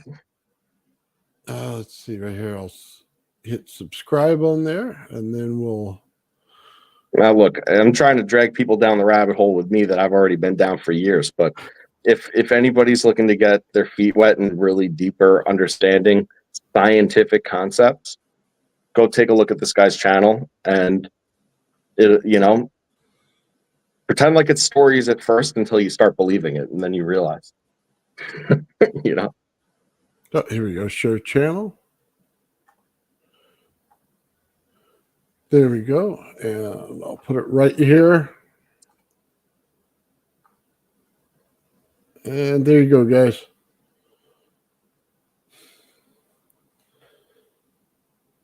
Right on. Sorry, it took me a minute. I always worry about that because my eyes keep looking around because where my TV is and I'm trying to pull files. So yeah.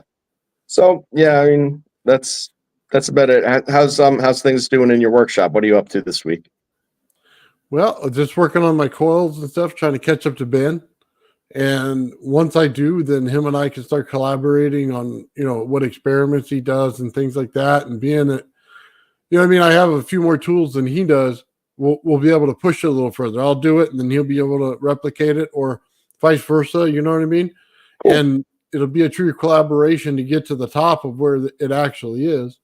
And it'll get me good because it's the same circuits that Gerald's running in his that are going to be applicable to this. So, you know what I mean? I can run them through flat coils. I can run them through the big rod and coils. I can run them through other ones. And then I could test out the geometry of the coils like Gerald. Then I'm finally getting somewhere. You know what I mean?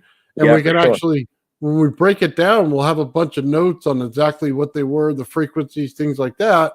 And you'll be able to see it on the oscilloscope as well. So then it'll just translate a lot better for anyone out there. You know what I mean? When we put it out.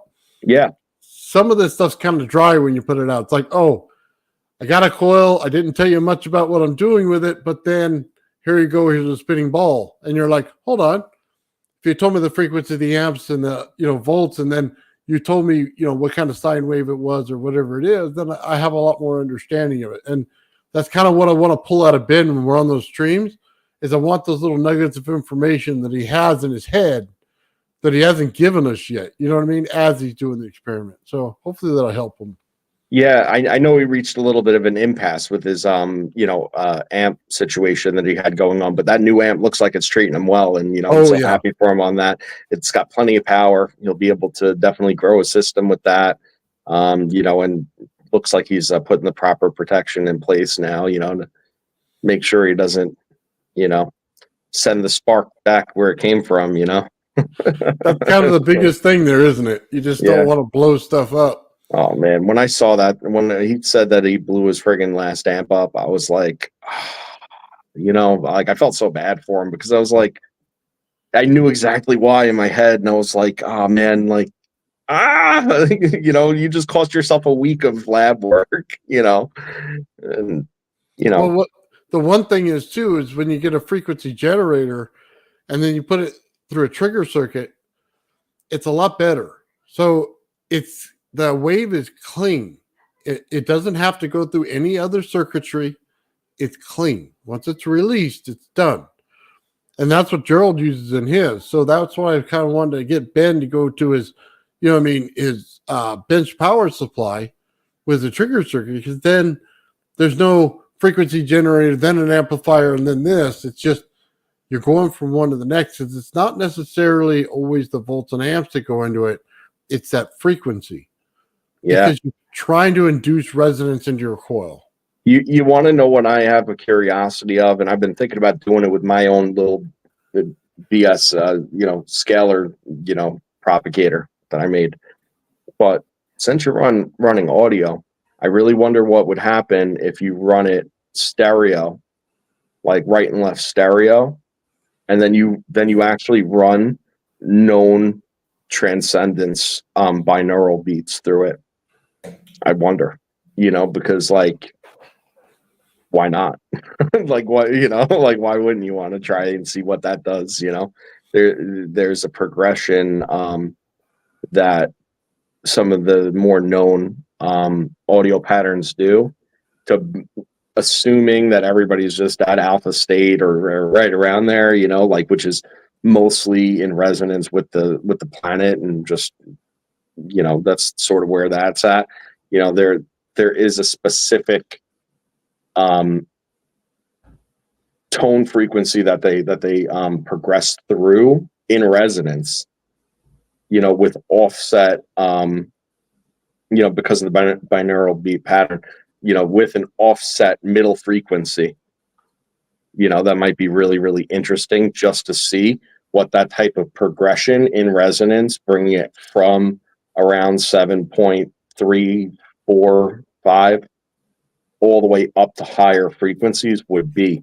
You might get different effects at different levels, or it may stay the same. Well, let me tell you something real quick that not a lot of people realize. When you put something in resonance, say it's at 300 kilohertz, right? Mm-hmm. Primary and your secondary and 300 kilohertz. What happens is the actual resonance frequency drops down to 200 and something. Mm-hmm. So it's the resonance between them that gives you the right frequency, not the resonance that you put into it.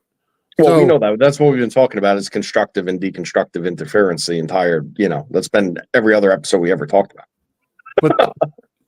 But they have to understand that when it's coming out of the earth, it didn't start in that frequency. So when you go to recreate it, you have to recreate it the way it was created. You have to go back and you put a higher frequency in on both coils in order to get the correct frequency, like the earth says, because that's the resonance frequency. That's not just the frequency you put in. There's a difference there. Right. You get what I'm saying? Didn't Sean show how to test for that the other day and actually identify what the resonant frequencies are? Yeah, but I'm trying to make a point here is in the fact that everybody thinks that, hey, let me just take this frequency and run it, right? Let me go turn on my headset, put on 432 on the hertz, and then I got it, right? But that's not the way it works. No, that's not the way it works. You have to, one's at, probably like 500, and the other's at 500, and inside your brain it turns to 400 and something, right? That's the point. That's what I'm getting at. Not everybody's understanding that. Well, you can up the octave of the frequency to then create resonance with an offset. If they say it's 432 coming out of the earth, it's a resonance frequency. It's not a frequency, a regular frequency. Okay? Mm-hmm. It's two frequencies creating that frequency. There's a different level here. That's what I'm trying to get at. So you're not just putting in the frequency and you got it. It doesn't work that way. That's what I'm trying to explain. It's the same thing as seeing volts and amps in our AC and DC system instead of energy from the earth. Well, right. But I mean, if you think about it, when you're using just talking about AC and DC, when you're looking at 3-phase AC,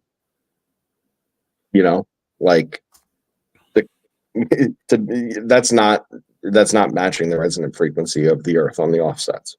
It's just simply not. Well, that's what I'm saying. It matters how you build it. Yeah. People don't understand that. They think they just throw it in there and it's good, but they're not realizing what it is that they're doing. So now that's why I'm interested in seeing if the same interactions with the same offsets that affect your state of mind and allow for energetic transcendence internally. I wonder if that manifests in any sort of way within a coil system. Yes. I could tell you we can't talk about it, but I could tell you the answer is yes. That's about, I can't go into the medical side of things or else I'll tell you the full answer, but the answer is yes. Yeah. So, yeah. So I wish honestly we could, because it would make it so much simpler, but we can't. Oh, I am in the law field. I'll have to take a look at YouTube's terms of service and.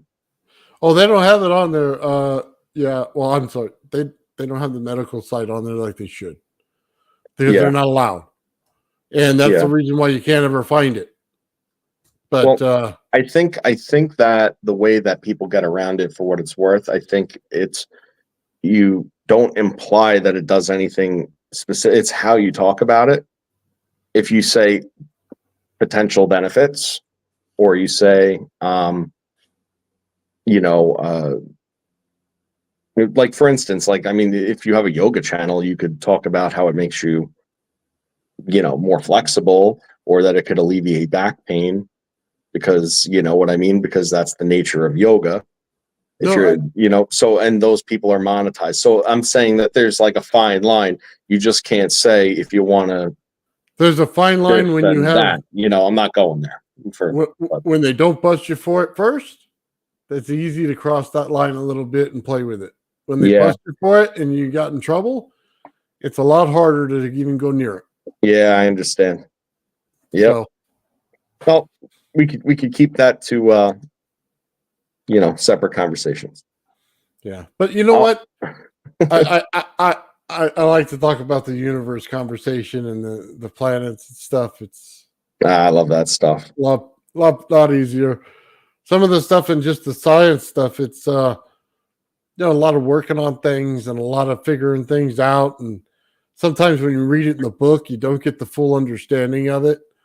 And they're only telling you the successful experiments. When all your experience comes from the negative ones that don't work, then you know why it didn't work and why the next thing will work. And it gives you a guide. And it's like trying to farm by a farming book instead of doing it yourself. It just doesn't work. Right. No, it's true. There's only so much you can get off of a diagram. I mean, it's tough. We all have different minds, though, and it's like. But there's difference. My mind is such a busy place, but I can shut it down. That's the key, man. I don't know. There's difference in what you do, Joe, versus what I do. So when you talk, you're talking about a whole different thing, right? Whole different thing. And then there's no trial and error involved with what I do. Right. So then when I talk, I bring it in the aspect of these experiments that I've done, and I can see it in the lab, and then we find a way to reach the end together. Yeah, it's true. That's it, man. It is the symbiotic relationship. That's what it is. You can't have one without the other.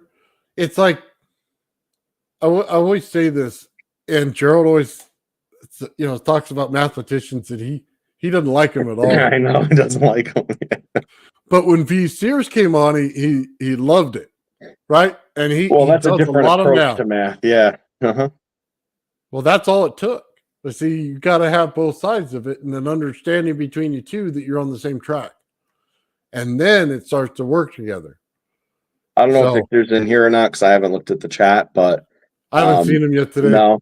Well, if you catch this later, Victor, let me just tell you that was one of my favorite presentations I've ever seen.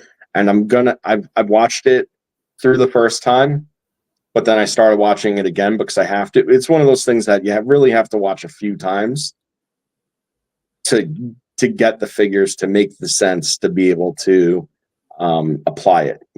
That's for me at least. So for those of you who weren't there, we were talking about fractal geometry, and Victor broke it down in every single way possible and made it relevant to every single coil experiment we do. And he uses fractions and he tells you how he uses them, but he's so excited when he does it. It just gets you excited to hear it. It's not like hearing somebody like a math teacher tell you your fractions, right? V Sears is into it, man. Well, there's such good reason for that. First of all, his personality is there for it. Yeah. It's awesome. I love that. Secondly, I mean, when you sit through a math class, they tell you here's the equations and here's how you do it. They never tell you why. And that's the thing. Like even at college level, it's all about theoretics, but not theoretical application. You know, and here's where theoretical application is interesting.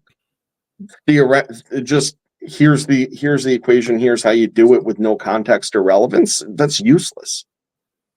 You know, that's giving somebody a codex and saying, if you find these numbers interesting, then figure it out for yourself how this applies and how you could apply it. Like, cool and all, but really it's kind of not that interesting. And he went into the esoteric end of things too with numerology and gematria, you know, which if you ever go down that rabbit hole, let me tell you something, like you'll never look at a number the same ever again, like ever again. I'd been down that, and like I look at anything that I see like numbers, I'm always trying to find context and patterns of numbers and stuff, but I have to almost like stop myself from doing it because it becomes annoying. Like, and I'm not an obsessive compulsive person, so it's like, you know, anytime I find myself doing something without good reason, I'm like, dude, shut it off. You know. But yeah, the name stuff that he brought up and the birthday stuff, the numbers and how it all applies, you could tie that right back into the you know, gematria has a direct relationship with Kabbalah and the Tree of Life, which has a direct relationship with sacred geometry, which has a direct relationship with fractal patterns. You know, like the realm of everything I've been discussing is that it's all connected. So when I talk about relevance of a coil and how, you know, a black dot on a white piece of paper was the Big Bang that created the universe, and how the manifest of all this stuff, it's all because, you know, that's the cosmic scale. Then there's the macro scale, you know, like it's all relevant. It all plays a role. It's all part of the same exact little woo, you know, like that's it. I just love it because he talks about the music in there too. And it's absolutely amazing. So when you go into a church and you see a pipe organ in one of these old churches, it'll absolutely start to make sense. You know what I mean? And it's just beautiful. It's like, I can only see his eyes, man. Like when you think about it, what he would feel standing in that church, because their numbers must be flowing through his head at that point in time, because he understands what's going on. Yeah. That it's and then how that ties right into just spirituality largely, you know, sympathetic resonance, resonant tuning, how that ties into, I'm gonna fluff them up one more time. Joey was talking about it last night. He went and did a ritual, and part of that ritual was throat singing. And I mean, first of all, I love throat singing generally. Like, just, you know, there's like a band like called How Long. You know, they do like a lot of throat singing and you know, different harmonics and stuff.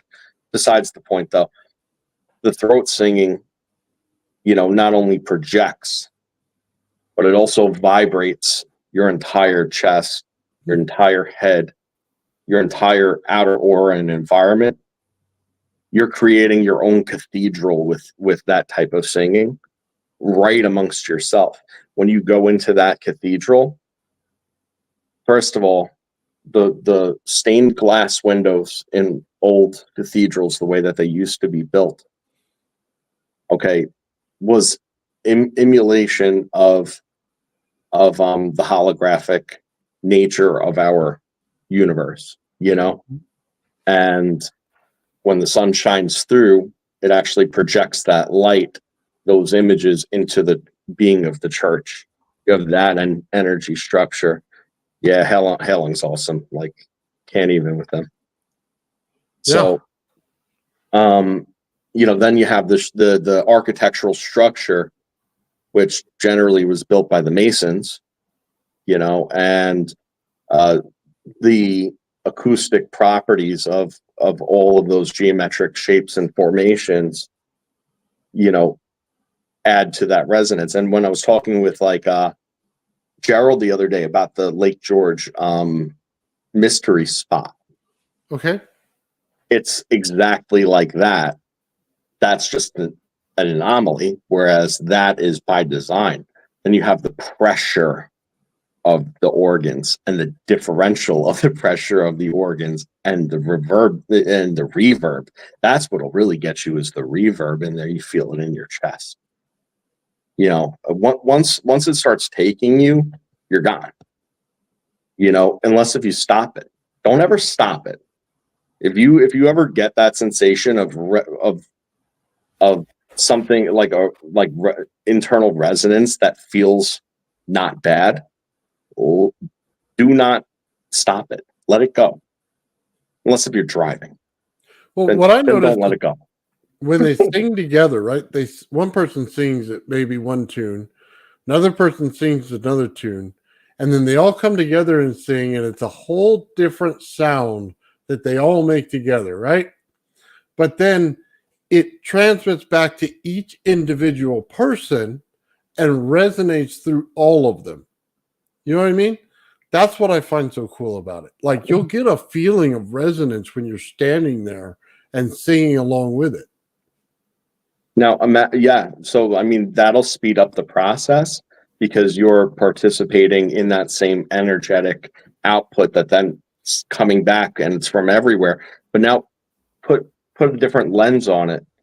Let's just say that you're someone that's not participating and you're just there. It will eventually overwhelm you. And and that's no different than what we were talking about before, about the power of the pressure differential. You're there, and guess what? It's more powerful than you are at that level. It will sync you up. Well, yeah, especially if it starts to bounce around the room and bounce back to you. That, because you're surrounded in it. You know what I mean? And that's kind of one of the keys of all these churches and everything, is that you're inside the chamber. And you're picking up energy from everyone else, and you always feel like there's more energy in the room as soon as that starts. That's kind of what's crazy about it. It's like, I think somebody was mentioning earlier about a stadium, and it's like, well, open air stadium versus an closed in stadium, the whole thing is a bit different. You know what I mean? Your feeling in the indoor stadium is so much more like it hits you. I've been to a lot of concerts like that, where outdoors, not so much. I'm hard of hearing, but when I'm in the stadium, you know what I mean? And then it's rocking and you're all over it, man. Yeah, but that's the difference between seeing like a concert, for instance, at just like any old hall or stadium that a band is traveling to, versus like seeing them at like an amphitheater, versus seeing the same exact band at like, I don't want to say like an opera house. That's a little extreme, although it falls in the spectrum of the same thing. But like, wherever I used to go in the city, I can't remember the name right off the top of my head, but I used to see Hot Tuna there all the time, right before Thanksgiving. But the point is that the acoustics and the harmonics in the particular building, like, it was built in a way to produce that exact effect. The ceilings, they weren't squared off ceilings or anything like that. They were purposefully, domed and pointed at certain different angles. They had balconies, and the balconies, they had, the little thing on top of it. Yeah, well, that wasn't. What's that? To keep you out of the rain inside, or to keep the sun off of you? Like, no, that's the so whoever designed it had all the acoustics in mind of that particular building, and that was necessary to avoid, audio refraction in that particular area. But it's like I said, the craziest thing about audio reverberance in any specific area is that anytime you have it directional, okay? Anytime you have it directional and it has a point of focus and a point of return, okay? If it's zeroed out at any point in time, you're actually going to have areas of amplification, areas of deconstructive, interference. And then if the world is the perfect circle, just like that spot on Lake George, there's also a certain point where you could sit there and scream your head off and it'll just sound like the world is shaking and you'll shake. But then there's that point where it's zeroed out and returned, where literally they could be 25 feet away from you and probably not hear you at all. It's just mind-blowing.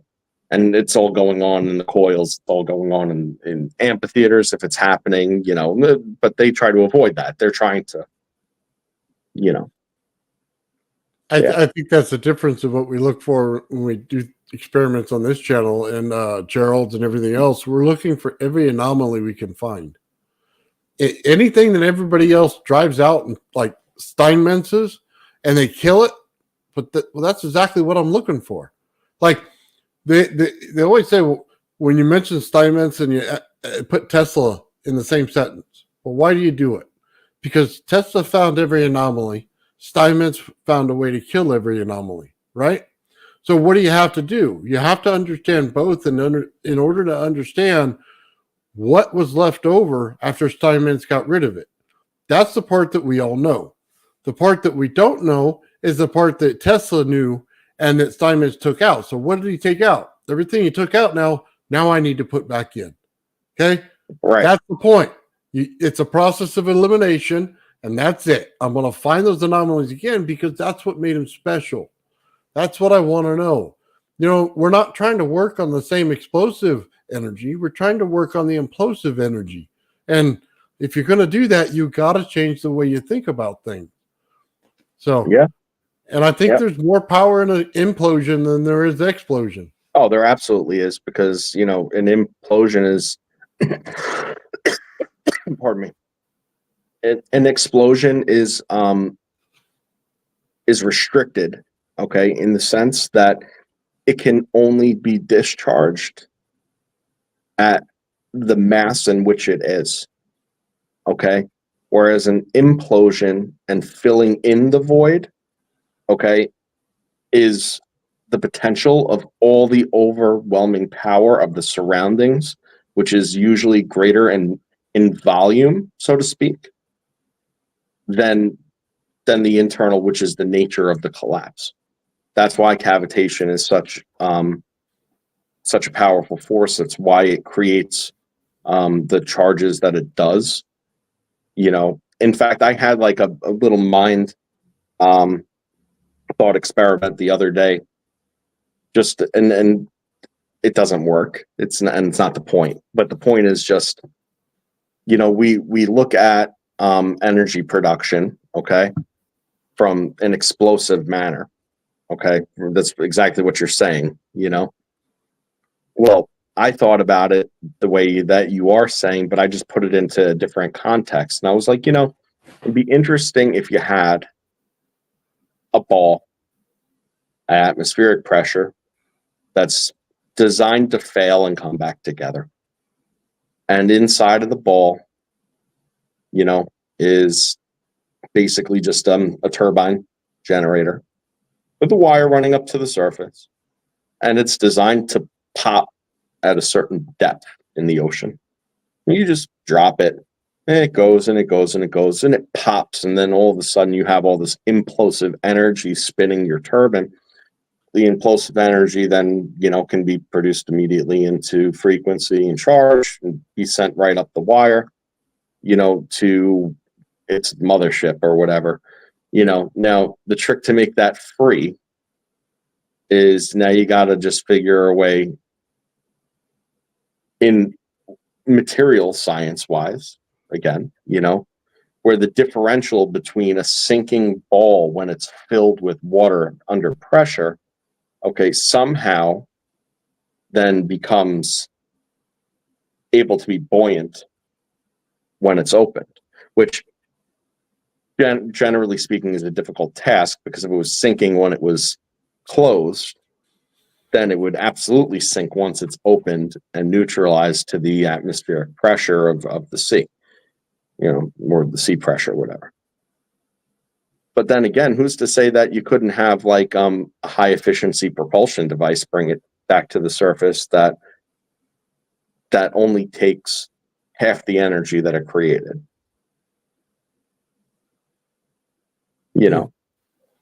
Why not? I literally don't see why not. And then at that point you have a system that's closed, because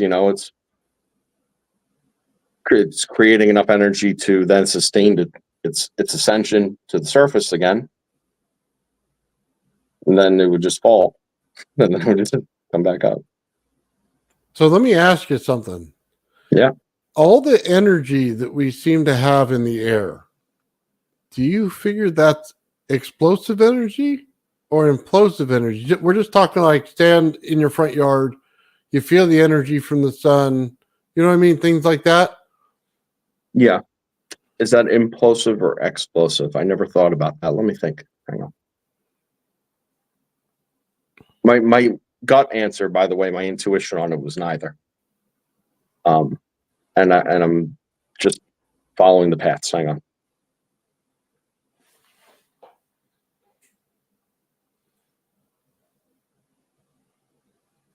Okay. Neither, because we are in a state of symbiotic neutrality and equilibrium, and the sun and its solar energy, in all its forms, because now you're talking about all sorts of shit. You're talking about light energy, you're talking about radio energy and radio frequencies, microwaves, the whole 9 yards. Okay. They are in a state of potential until they interact with matter at that point. And they reach a state of interaction when they start coming into our atmosphere, which is why we have some protection from like UVA, UVB, but they're not in a form of compression because of the equilibrium that's reached in the symbiotic nature of Earth. So if I just said it on an electrical standpoint, would it then be a scalar effect on the inside that we're experiencing now? No. Okay. No. And what we're experiencing is a convection effect. Convection? Okay. I'm just trying to see where we're at, because I always look at it. I make this stuff up as I go along. I never considered this. It just seems like to me it says convection. I don't know. I'm looking at it because I always said it was a how is this? Time dilation is where we're at right now. We're not in energy usage. We're not in energy pulling. We're in a time dilation where we stand on the earth. Okay? Absolutely. So that's kind of one of the things. When you get out further, you have the Van Allen belts, and you have interaction between the sun and the fields that we put out from the earth, and then you're going to get a big field that's built in between. So it feels like there's matter in there. It's just a different form of it in the radiation that it carries. Okay, so what you said is relevant to something that that we've discussed. So I want to tie it together for you, because maybe that was just okay. So earlier in this one, okay, I told you that that whole chart that I made, okay, I'm going to stop referring to it as the chart for people that never saw the chart. Okay, I made a chart that is the descent of energy to matter. Okay, and then matter's ascension into energetic fields of the anima. Okay, that's what that is. Fourth dimension ascension to time space. All right, that works off of the spectrum. that spectrum, okay, is time-like, okay, and space-like, okay. Now, the further you descend up and down that chart, okay, is the more time is affected and is a factor, and the more that space is a factor. See, space is not a factor to pure energy because there's no matter what's space, okay? Transversely,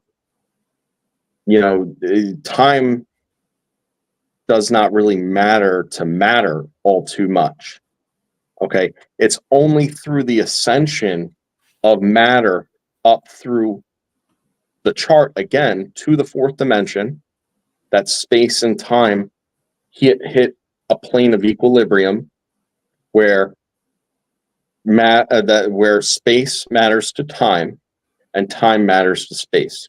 Okay, this is what Bentov said.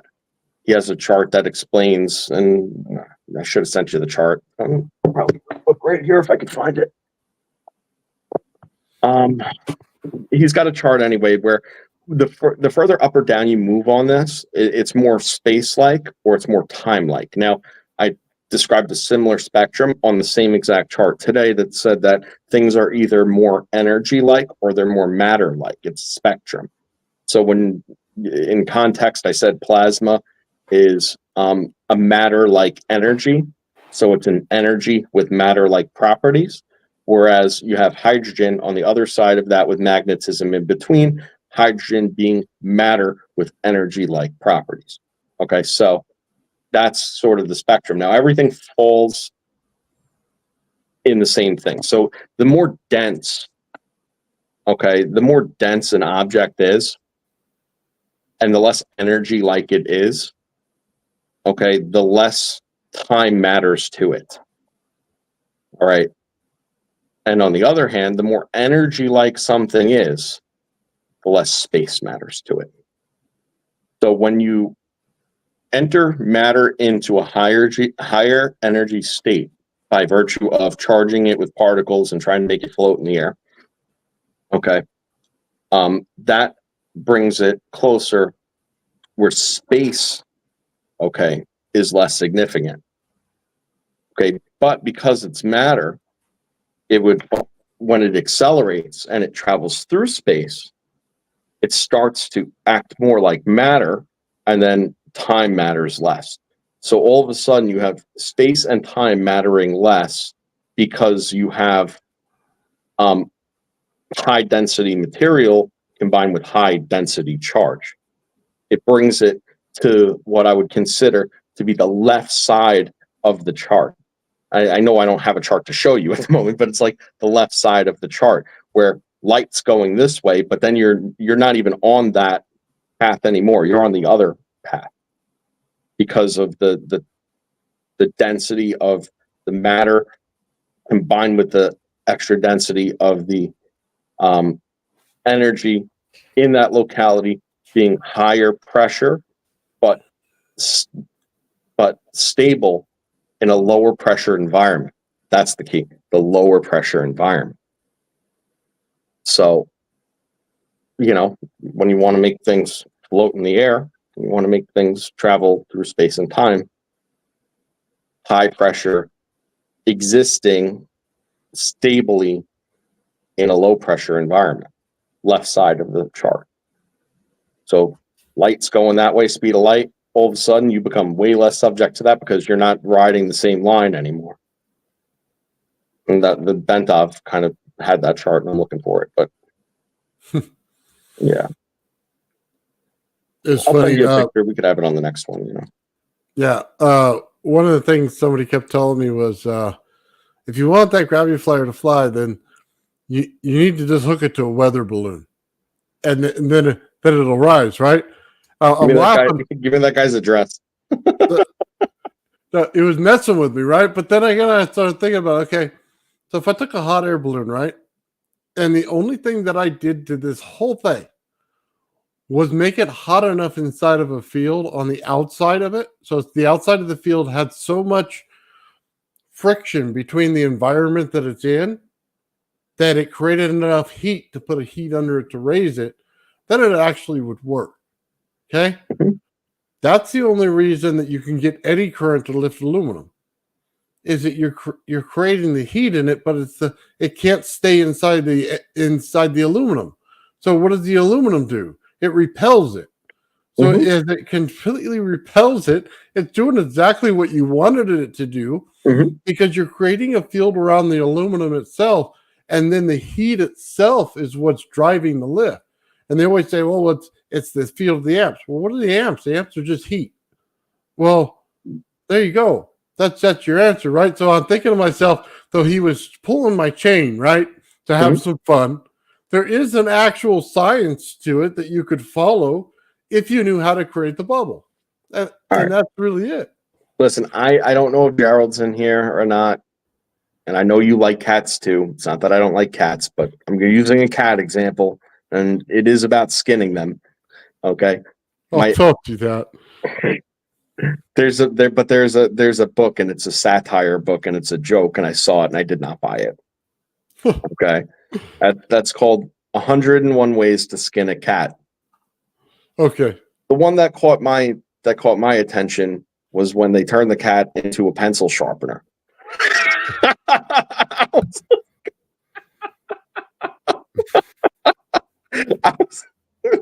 I was like, oh man, I'm glad he's a skin cat, not a real cat, because man, that cat wouldn't have been a happy one. Yeah, probably hit the ceiling faster than throwing him in a bathtub. Wow. Yeah, but that's the point. Point is, yeah, you know what? There's so many different solutions to the same problem. And the equation of the logical equation, not the number equation. Okay, the logical equation is always going to follow the same path of the interactions, you know, and the context, you know, and the atmosphere and the dynamics at play. You know, if you're looking for certain effects and it's under certain environmental conditions, like you well know, when it's, you know, sunny and humid, right? Or if you're ascending through the atmosphere and you're in, you know, a less dense mass state at that point, and you're starting to get into the realm of, you know, the upper atmosphere and the stratosphere and stuff, where, you know, there is that point in time where the atmosphere and the and space are gray. You know, it's a gray area, and that there's forces going on there. It's the forces we've discussed earlier. You know, so the context of what you're trying to achieve, how you could achieve it, could be 1,000 different ways depending on where you're looking at it.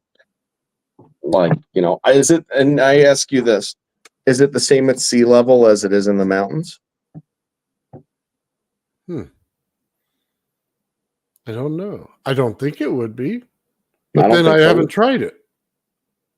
So, you know, I mean, you have altitude where you live? No, not at all. Not at all. Yeah, I have no altitude either. I'm in a valley, so okay. But I'm next to an ocean, so it's I don't know if we're under it or just a little bit above it, but I know if they break those mountains that right, you know, over one side and they come over that a bunch of stuff, we're done for. So I would say I'm pretty much at sea level or close to it. Okay. So, you know, so your baseline is 0, which is easy, but you know, like if you know, you could take your very setup that was working and under the same general conditions, humidity and temperature, whatever, but then you go, you know, up to 2,500 feet altitude. I don't know, because the density, because the pressure equation ratios have changed. You know, it brings to mind right off the bat, you know, it goes right back to the first time you and I spoke. I told you I had that Dremel and it changed, but that was the rock, whatever, not what I'm talking about. But what the Dremel does, is it sees a change in load, and then it adjusts for the change in load. So and until it finds the equilibrium of its setting.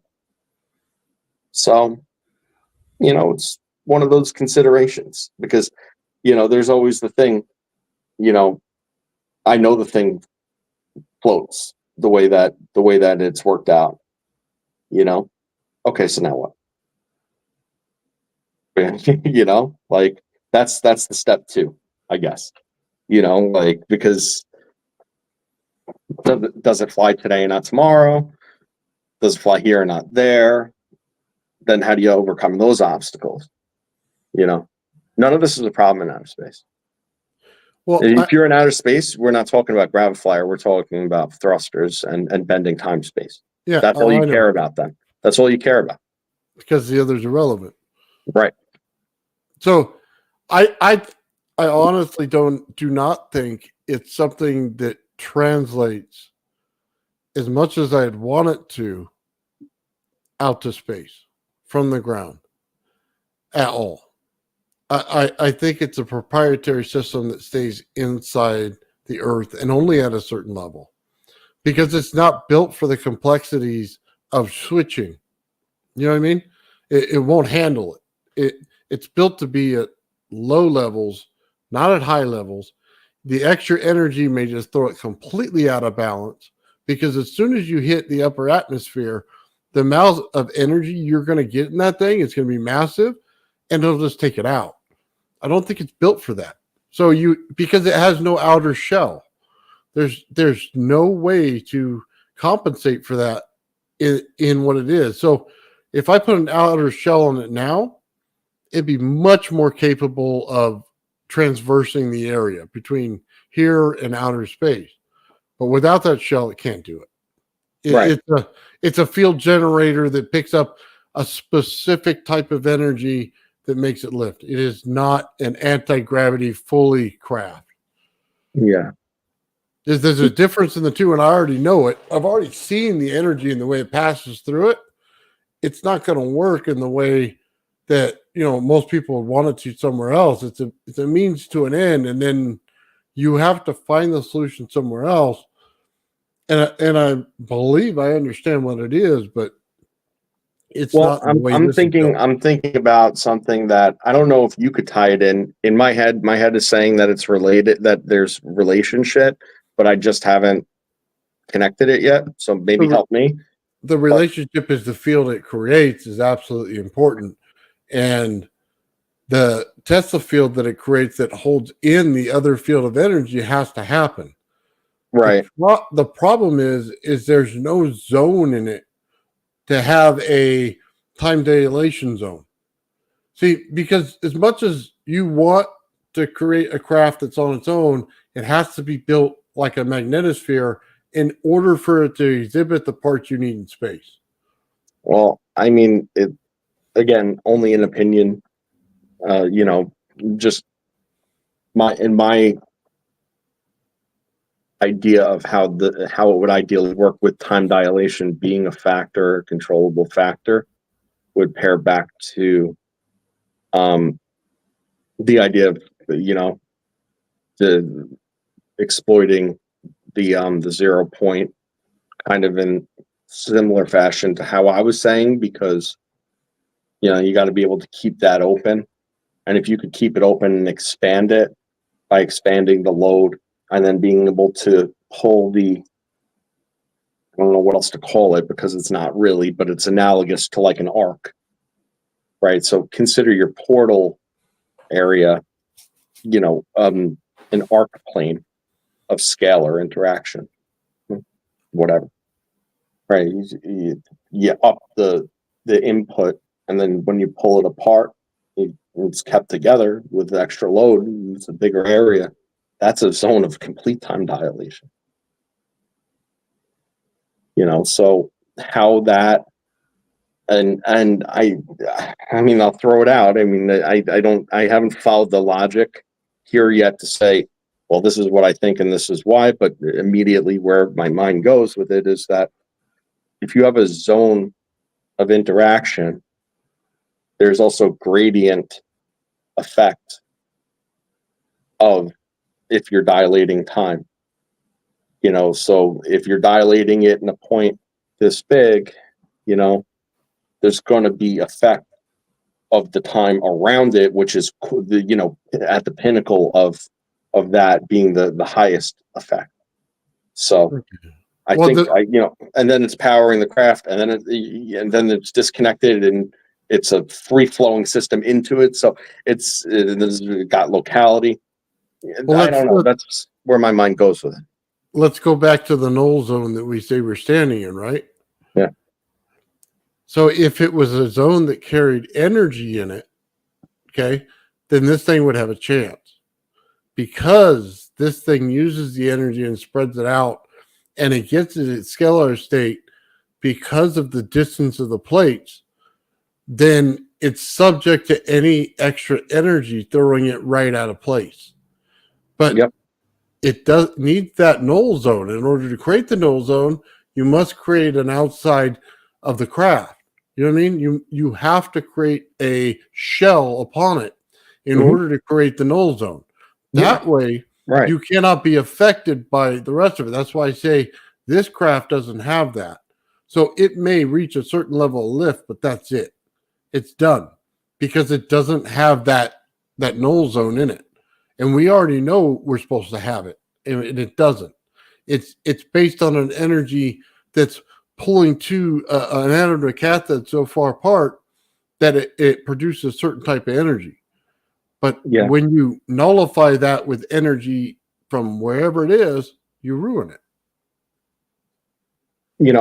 Do with this analogy what you will, but this is what came to mind before I kind of went off on it. Yep. But have you ever noticed, like, if you take a hot pan, like the steam effect, where, like, if you take a hot pan, you put a drop of water. Yes. The pan's hot enough to boil the water, creating a steam barrier between that and the drop, but it doesn't have enough energy to boil the drop. So what ends up happening is there's no direct contact with the water and the hot pan. Okay. But because of that bead will fly around the pan like a superconductor. It's just inverse of a superconductor. It's inverse because, obviously we know that there's ways to overcome, theoretically, superconductivity. We've talked about it. Besides the point. I'm talking about what they present as superconductive properties under super chilled conditions. It's the inverse of that. That's all it is. And the relevance of the slip that's created between a matter and energy field. Slip. That's the word that's coming to mind for me, is slip. Because that's what it does. There's a steam layer in between the hot pan and the bead of water. The bead of water isn't enough to cool down the hot pan below boiling point. And there's steam, and there's not enough water in order for it creates the steam, and it slips around like crazy. It goes crazy.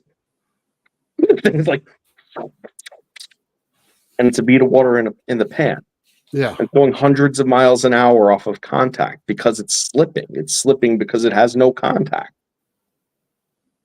Yeah. And that's the exact dynamic I've been trying to articulate. It's just so oh my God, it's always just there. It always just comes back. It's this differential between the energy and the matter. It's the differential. It's the pressure energy. You have a low pressure system in between a mass that isn't boiling because it's just simply not hot enough, except that at the surface level it creates a barrier between point A, point B, and it slips. And there's just simply not enough energy to boil off the bead fast enough if if you think about it that way. And if it's moving, there never will be. Yeah. Yeah, it's all interesting stuff. Well, you mentioned superconductors, so let me say this. So we're looking at Gerald's coil and stuff, right? And the way he built it. And he's getting so much energy in the center because it's so cold. Now, one of the things about the superconductivity is they have to cool down everything in order to get it. But when you're building it and it's not just chilled and put somewhere, you're actually going to have heat on the outside that allows it to rotate. So the magnetic field itself in any coil that you build, no matter how you do it, there's always going to be a barrier at the side. So when you get to the end of the coil, there's a barrier, right? That barrier is caused by the magnetization of that coil that pushes it out. So everybody thinks the field light comes in and goes back in. Well, it may try, but why does it get straightened back out? It's because that magnetic field pushes it back out.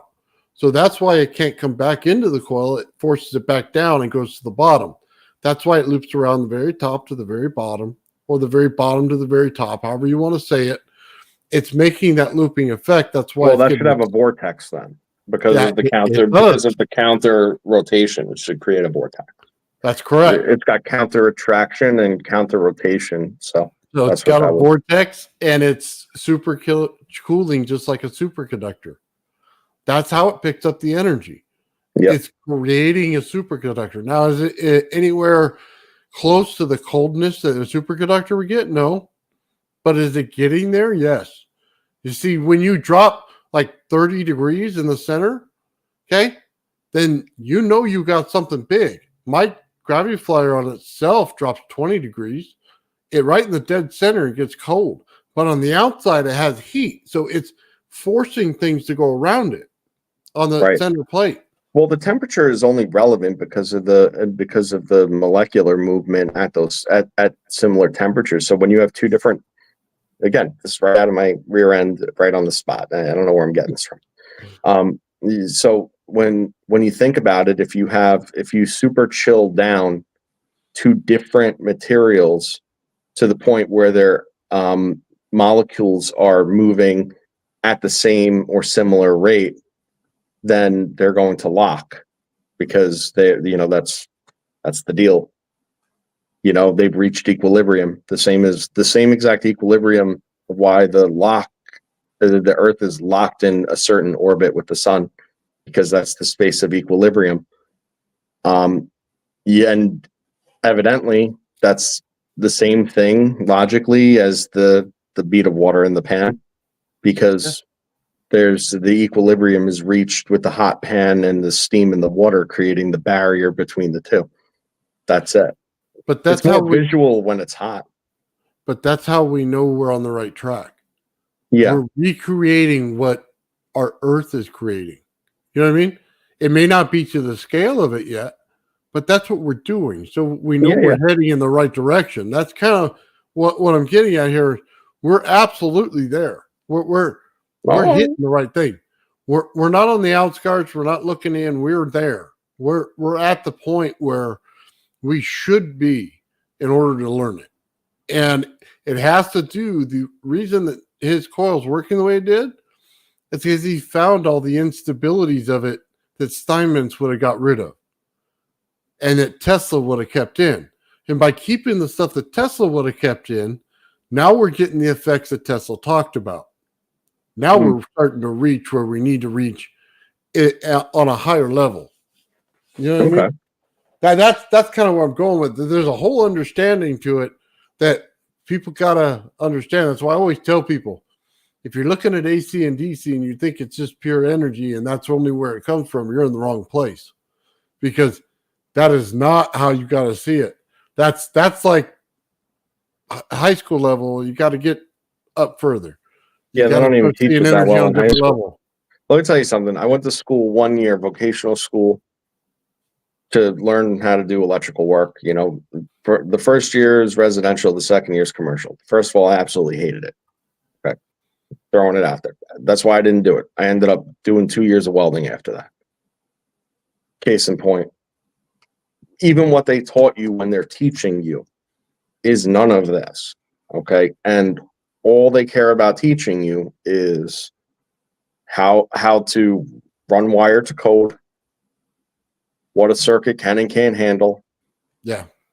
How to adjust your circuit to handle what you need it for. Okay. And how to properly wire a basic household circuit. Right. That's it. And I'll be glad for one reason that they do residential before commercial as to why I quit, because I wouldn't have been happy doing it, is once I was like, wait a second, I need to bust up drywall and sit there and snake wires through, if you know, and all. I was like, yo, I'll run electric all day. I was like, I don't want to sit there and have to figure, destroy crap and figure out how to run it and run into all sorts of problems all the time. So I got deterred from that because of that reason. I was like, this is 80% of the job is literally tearing open the wall and figuring out how I'm going to get it going.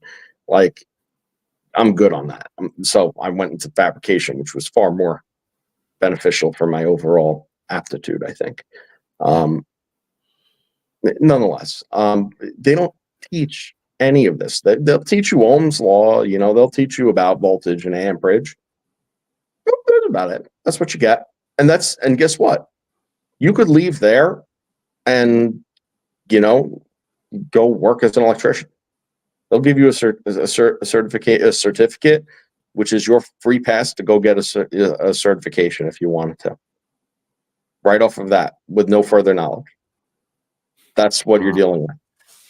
So, I don't know. And obviously, that's not electrical engineering, but these are people in the field working with the stuff, and this is what they teach when it's specialized in that. You go into the science class that I didn't have to attend because I went to that school. Like they're going to gloss over this like one chapter and you learn the answers to the test. Like that's the extent that people are thinking about this most of the time. Yeah. They're not breaking it down any further. They're not realizing what it is or where it goes. They teach you that wire flows through wires. They teach you that electric flows through wires. Wow. That's what I'm dead ass. Like I came out of that school believing that energy flowed through a wire like water does a hose. They didn't understand the compression of the insulation around it that's causing the heat. I mean, we didn't the only context with that was with regard to current amperage and wire gauging, because it was only the Ohm's law and the resistance of your runs, because it wasn't about understanding necessarily the physics behind it. It was only to understand, like, here's your equation if you need to run this much. If not, you run into a short potential because you're overloading the line, and you're going to run into heat due to resistance. If you run too much current through like 16 gauge, like 16 gauge or 18 gauge or something, it's always been so strange to me how an electrician wouldn't understand that when you go to volts and amps, heat creates amps. So why they never understand that, it blows my mind, because as soon as my breaker goes off, it's because I heated up the line. Means I put too many amps in it, and my breaker's only qualified to handle so many amps. And when that thing blows, that's why. It just right. Well, you put too much of a load, you drew too much, which would have overpowered the wire resistance of the system. That's what hold on right there. Just what you just said is the reason they probably don't understand it. But guess what? That's not what I came out of. I can't talk for what electricians know or don't know generally. Like, I'm sure that there's all sorts of minds out there. But like coming out of that class, I didn't know any of that. But what I'm saying is they always try to tell you the solution to the problem, and never figure out why something is happening the way it does. So they never stop to look and say, hey, if I got heat, I got more amps. They just told you how to fix it. They just told you then don't plug in your printer over here because it draws too many amps, right? They didn't bother to tell you that, hey, once it heats up, you got more amps and it blows your breaker. You know what I mean? You got your load's wrong for it. That's all they tell you is, oh, it's about the load. It's about the load. Change your load. and you'll be fine. Well, really? Because I could sit there and cool the lines and it would do the same thing. It'd run just fine. You know what I mean?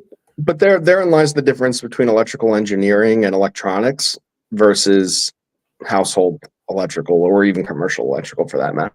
Like, it's not efficient. It's not an efficient way to go about it to cool lines when you could just simply throw another breaker on there and be like, don't, let me run another outlet. Like that's sort of, or, oh, look, I got a 15 amp breaker in here or 10 amp breaker in here. Let me put a 15. Well, it'll be fine, whatever. It causes problems when you get into stuff. Then you want to say it's an amp motor, right? And all it produces is amps. So you spin a big neodymium magnet around one, and then what does it do? If you take the pole it's sitting on and the magnet, it's creating an amp motor. Okay, that's all it will do is produce a ton of amps at very little volts. And they say, well, it's useless. It's useless energy because it's all amps. Well, not really. It's your understanding that's useless. Now all I have to do is cool it slightly in a simple transfer. And then I now have volts and amps. And I can equalize. Yeah, I mean, they interplay, and that's the whole thing too. But for anybody that says that, having high amperage is useless, I mean, tell that to a Mack truck going 5 miles an hour and you refuse to move because the Mack truck is useless. Like, I hate to tell you, but it's going to knock you over. Then it's going to crush you. And then it's going to crush you with some more wheels. And then, it's got some more wheels, just, and the thing loaded up with the, refuse of like cement and stuff. And guess what? Like you never stood a chance from the get-go, all because the volts weren't there. Right. Would you be more scared of a Mack truck going, 300 miles an hour? Well, I mean, I'd love to see that first of all. Yeah. But it also explains why some people could take mercury as a transfer of energy from amps and just cool the mercury, and then it starts producing volts and amps. Mm-hmm. And it's a beautiful thing to see if you understand how to do it. And a lot of people don't, and they're starting to transfer stuff and move things. They make a whole big process out of nothing. Well, you talked about things being illegal. I think that's one of them. I think that's one of the things. Yeah. Like I think that they say no to mercury motors. Yeah. Well, that probably, it is. I think you're right. But some people I think that's one of the things on the list. Yeah. I've seen some people use mercury in there in order to, just get an over unity effect out of the motor, or they get voltage and amps. It's useful with something that's very simple to, turn. It doesn't have a lot of resistance to it. So you're over here turning this thing with this RC motor and it's producing a ton of energy. And I mean, technically it's over unity, but it's just a smart way to honestly run this thing. Yeah. Why you go over there and fight against itself when it doesn't have to? Resistance is futile. No, but in all honesty, overcoming resistance is you figure that one out, you got it. Got it all. Obviously. But they've already figured it out. They just don't know how to transfer the amps to volts.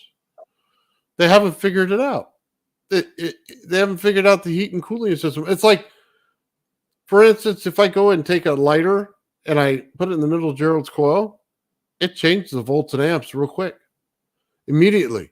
As soon as I do it. If I change the frequency. But if you have the thing running and then you capture your amps, then you just all you really need is transformer, That HPG first motor generator discovered by Faraday. Absolutely. It's exactly what it is. I've seen that before. Yep. It's cool stuff.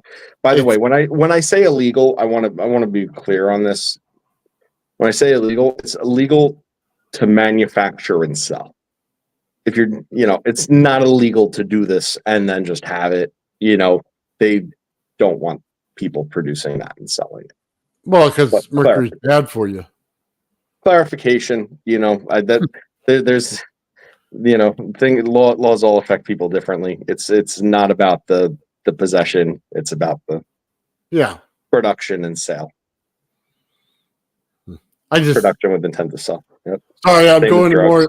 I go more of the aspect of how things are built, because it drives me nuts when people don't understand something so simple, and you try to explain it to them, and they're lost in the weeds. And anyway, that's just my perspective on it. But hey, man, some of us are just lost in the weeds all the time. Just saying.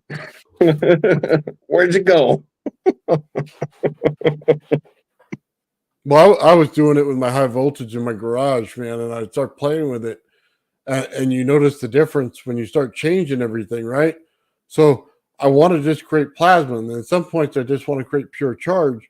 And how did I do it? How did I bridge the gap? Well, all I did was bring up the frequency, and it brought down my amps, and it took my thing from a state of plasma into a state of charge.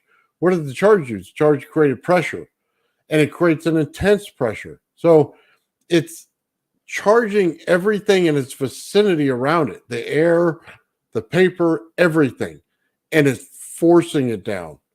And you get a much higher amount of force on a scale than you would by putting something else into it. And that's the beauty of it. It really is.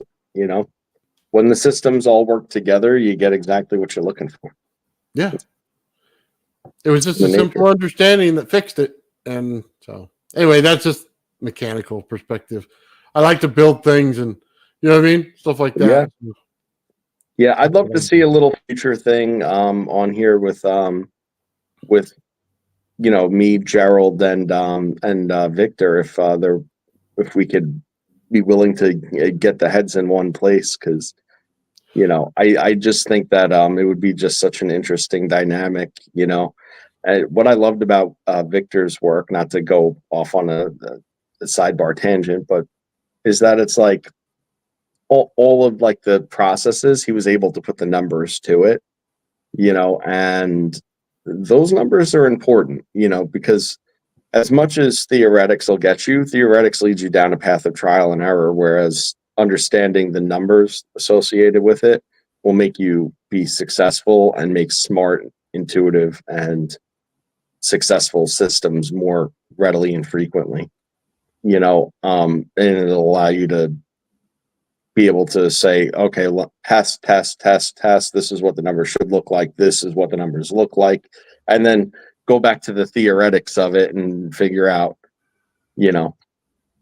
what's got to be moved. Well, it's just Monday's kind of a hard day, I was going to say, to set you guys all up together.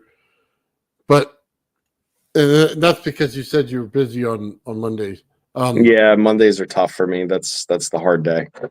Maybe Wednesday might be better. Yeah, Wednesdays are good for me. So I think what I should do is, I know Gerald's going to be there. I know V. Sears always checks in, when we do Mondays and Wednesdays. So I think that'd be the day to do it. And we just kind of push the circuitry stuff to the side for a day and let you guys have at it. And I'll sit in the background and just pull things up for you guys. And I think it would be an amazing conversation. Yeah. I could only imagine where it would end up, frankly. I wouldn't highly expect that to stay on this particular subject for all too long, and probably bounce around a little bit. But I think it's going to bounce everywhere. That's the beauty of it.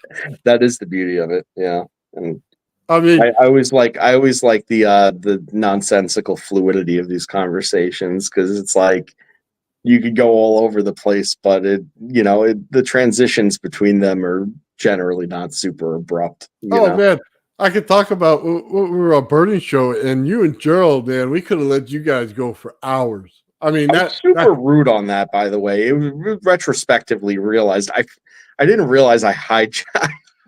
Like, Bernie, if you're there, listen, I apologize, because I legitimately inadvertently hijacked your show.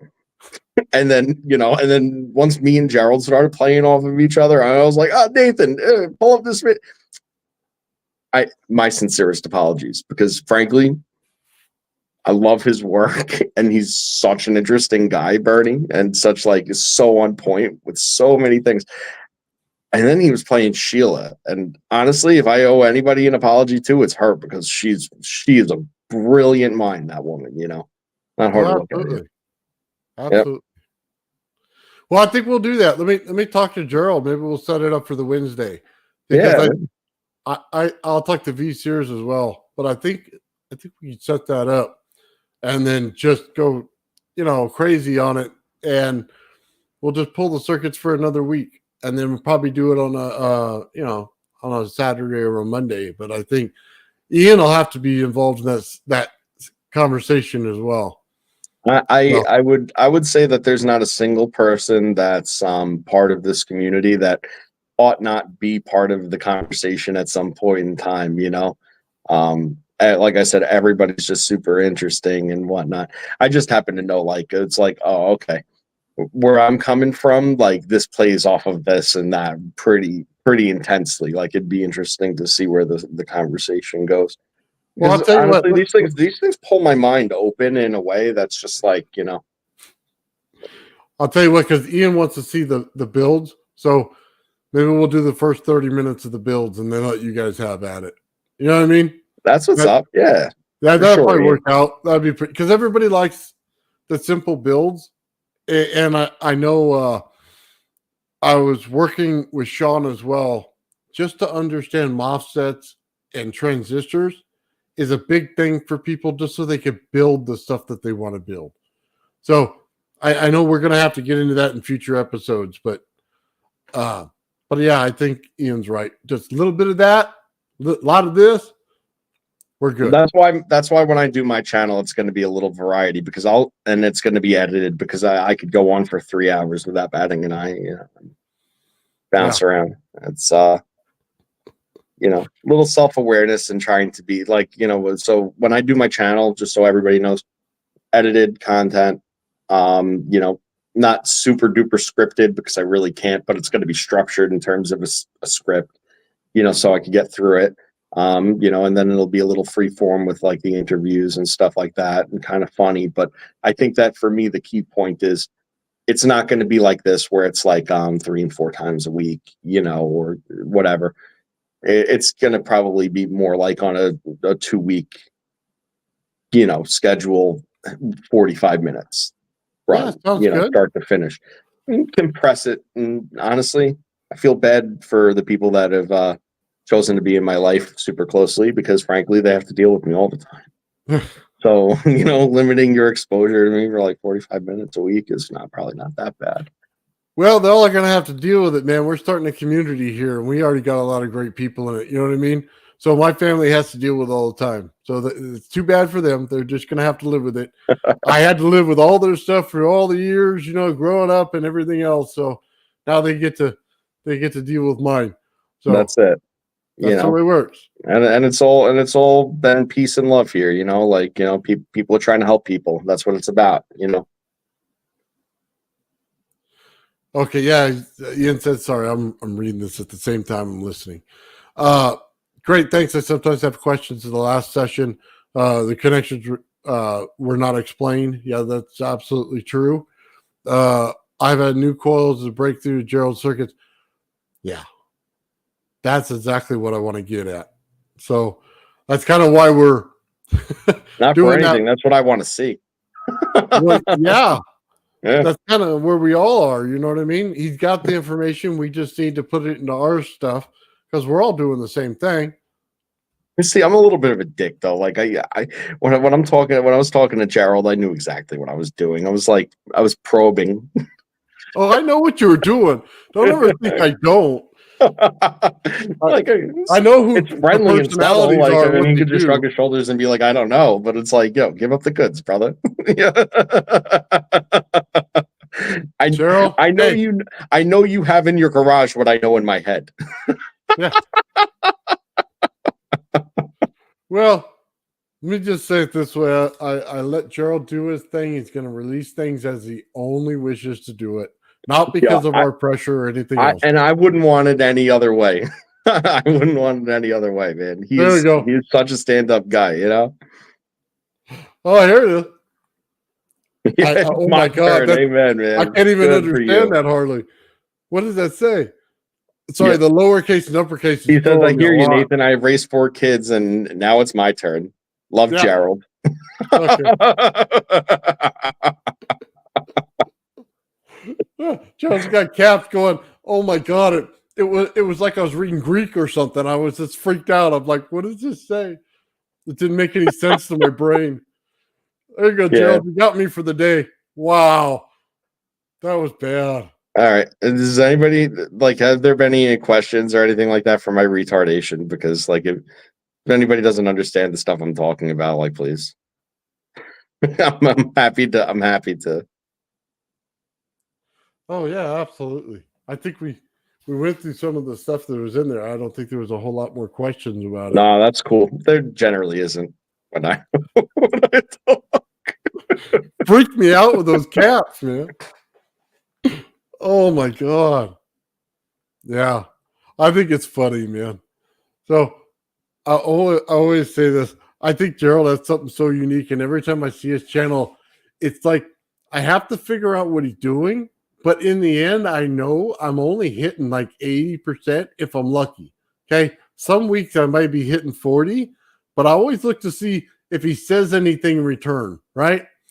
Because hey, you might be on the right track, you don't, and he absolutely gives me no clue whatsoever. He is never tells me, yeah, that's what it is. It's so oh, he's doing the caps again. Look at him. Oh.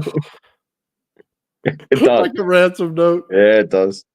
Oh my god. I have fun with him, man, because it's just a hilarious conversation anytime we get together. No, it's an amazing crew. And with everybody's permission, once I get everything up and running on my channel, I was telling you about my little puppet show that I want to do. Oh, I want to make a puppet show of everybody, just satire. But everyone's got to be a good sport because, like I said, I can be a dick. Yeah. Oh, Gerald and his cats. Oh my god, dude, last week he had the cats on, and as I'm explaining something, you see the cats pawing at the screen trying to get everything that was on there. Oh man, it was hilarious. But I liked the puppet show idea. I thought the same thing with the guys. I told them we'll just do a little Star Trek type of thing. You know what I mean? Where we're driving around in a UFO trying to pick up Terran Earthling, and we can't always get them because Mike works the transporter. And every time we ask Mike a question, right, he starts going on and won't stop, right? And then it goes the voltage goes in here, and then we had the current, and it goes in here, and then you go, okay, Mike, let me check back with you again, and we come back to him, he's doing the same thing, and it's absolutely a hilarious joke. Where Gerald's over there is the engineer telling Ian over there, top of the morning to you. I'm telling. So what you're saying is exactly what's going through my head, basically with this puppet show, except you're all on sticks. Yeah, exactly the same. You're gonna have Ben with his lab jacket and stuff. Oh my god, dude, that lab coat is absolutely hilarious. Yeah, I love it. I think it's awesome, dude. Just the back of it, because I always see the back of it. I need to get him like a face or something of his face on the back or his logo or something. Well, he's right. It's a white lab coat, so it's just kind of it's well, where's Ben? Where's Ben? Oh wait, there he is. So you got to look for the jacket, back of the jacket. But no, man, I think that's awesome. Man. It's really good. He's a great personality. Dude, Ben's hilarious. He cracks me up all the time, man. Oh. Sometimes I see stuff when he's doing with the goal. I'm like, no.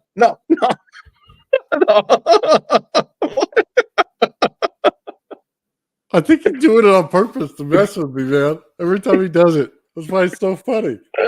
But I'm sitting there, but I'm not on the show, so I'm just sitting there looking at my screen going, no. But then he gets it, I'm like, yes. Very suspenseful. I love it. He's on to it though, man. He really is. His work is so nice. It's come so long too. So far rather. In such a short period, Yeah, I got turned on to him from Bendel's work, and I absolutely love Bendel's work. I could talk about his stuff all day, just because I think that was one of the first systems along this, train of thought that like I intuitively understood exactly what it was doing, and I was like, yeah, that's good. And then so I got turned on to Ben's channel because he was talking about that. Then that's how I found you. Oh, right on. Yeah, I didn't used to think about this crap before like 3 weeks ago. I have a very high potential aptitude. Yeah. Yeah, it's just what it is. Yeah, but and I'm very glad I did, and thank you as always for having me on. By the way, just before we go, I just want to show you this. Acoustic pushes the electricity just like the high voltage is triggered by lower voltage. Mm-hmm. It when I tell you that there's the energies created in the resonance, not in the power that you put in, it's exactly what I mean. He's absolutely got it right. So anyway, that's it. Hey, thank you for coming on, Joe. This is an awesome show, brother. Thank you for having me as always. Gonna have to do it again. Before you cut it off, let me just give everybody watching the throat singing that once you hear it, you're gonna have to sit there while you're like, in the bathroom hiding from everybody. Like you're gonna try it, and if it's gonna come from your subconscious. You're gonna be like, wait a second, can I even make that sound? And you're gonna do it, and you're gonna be like, oh wow, look,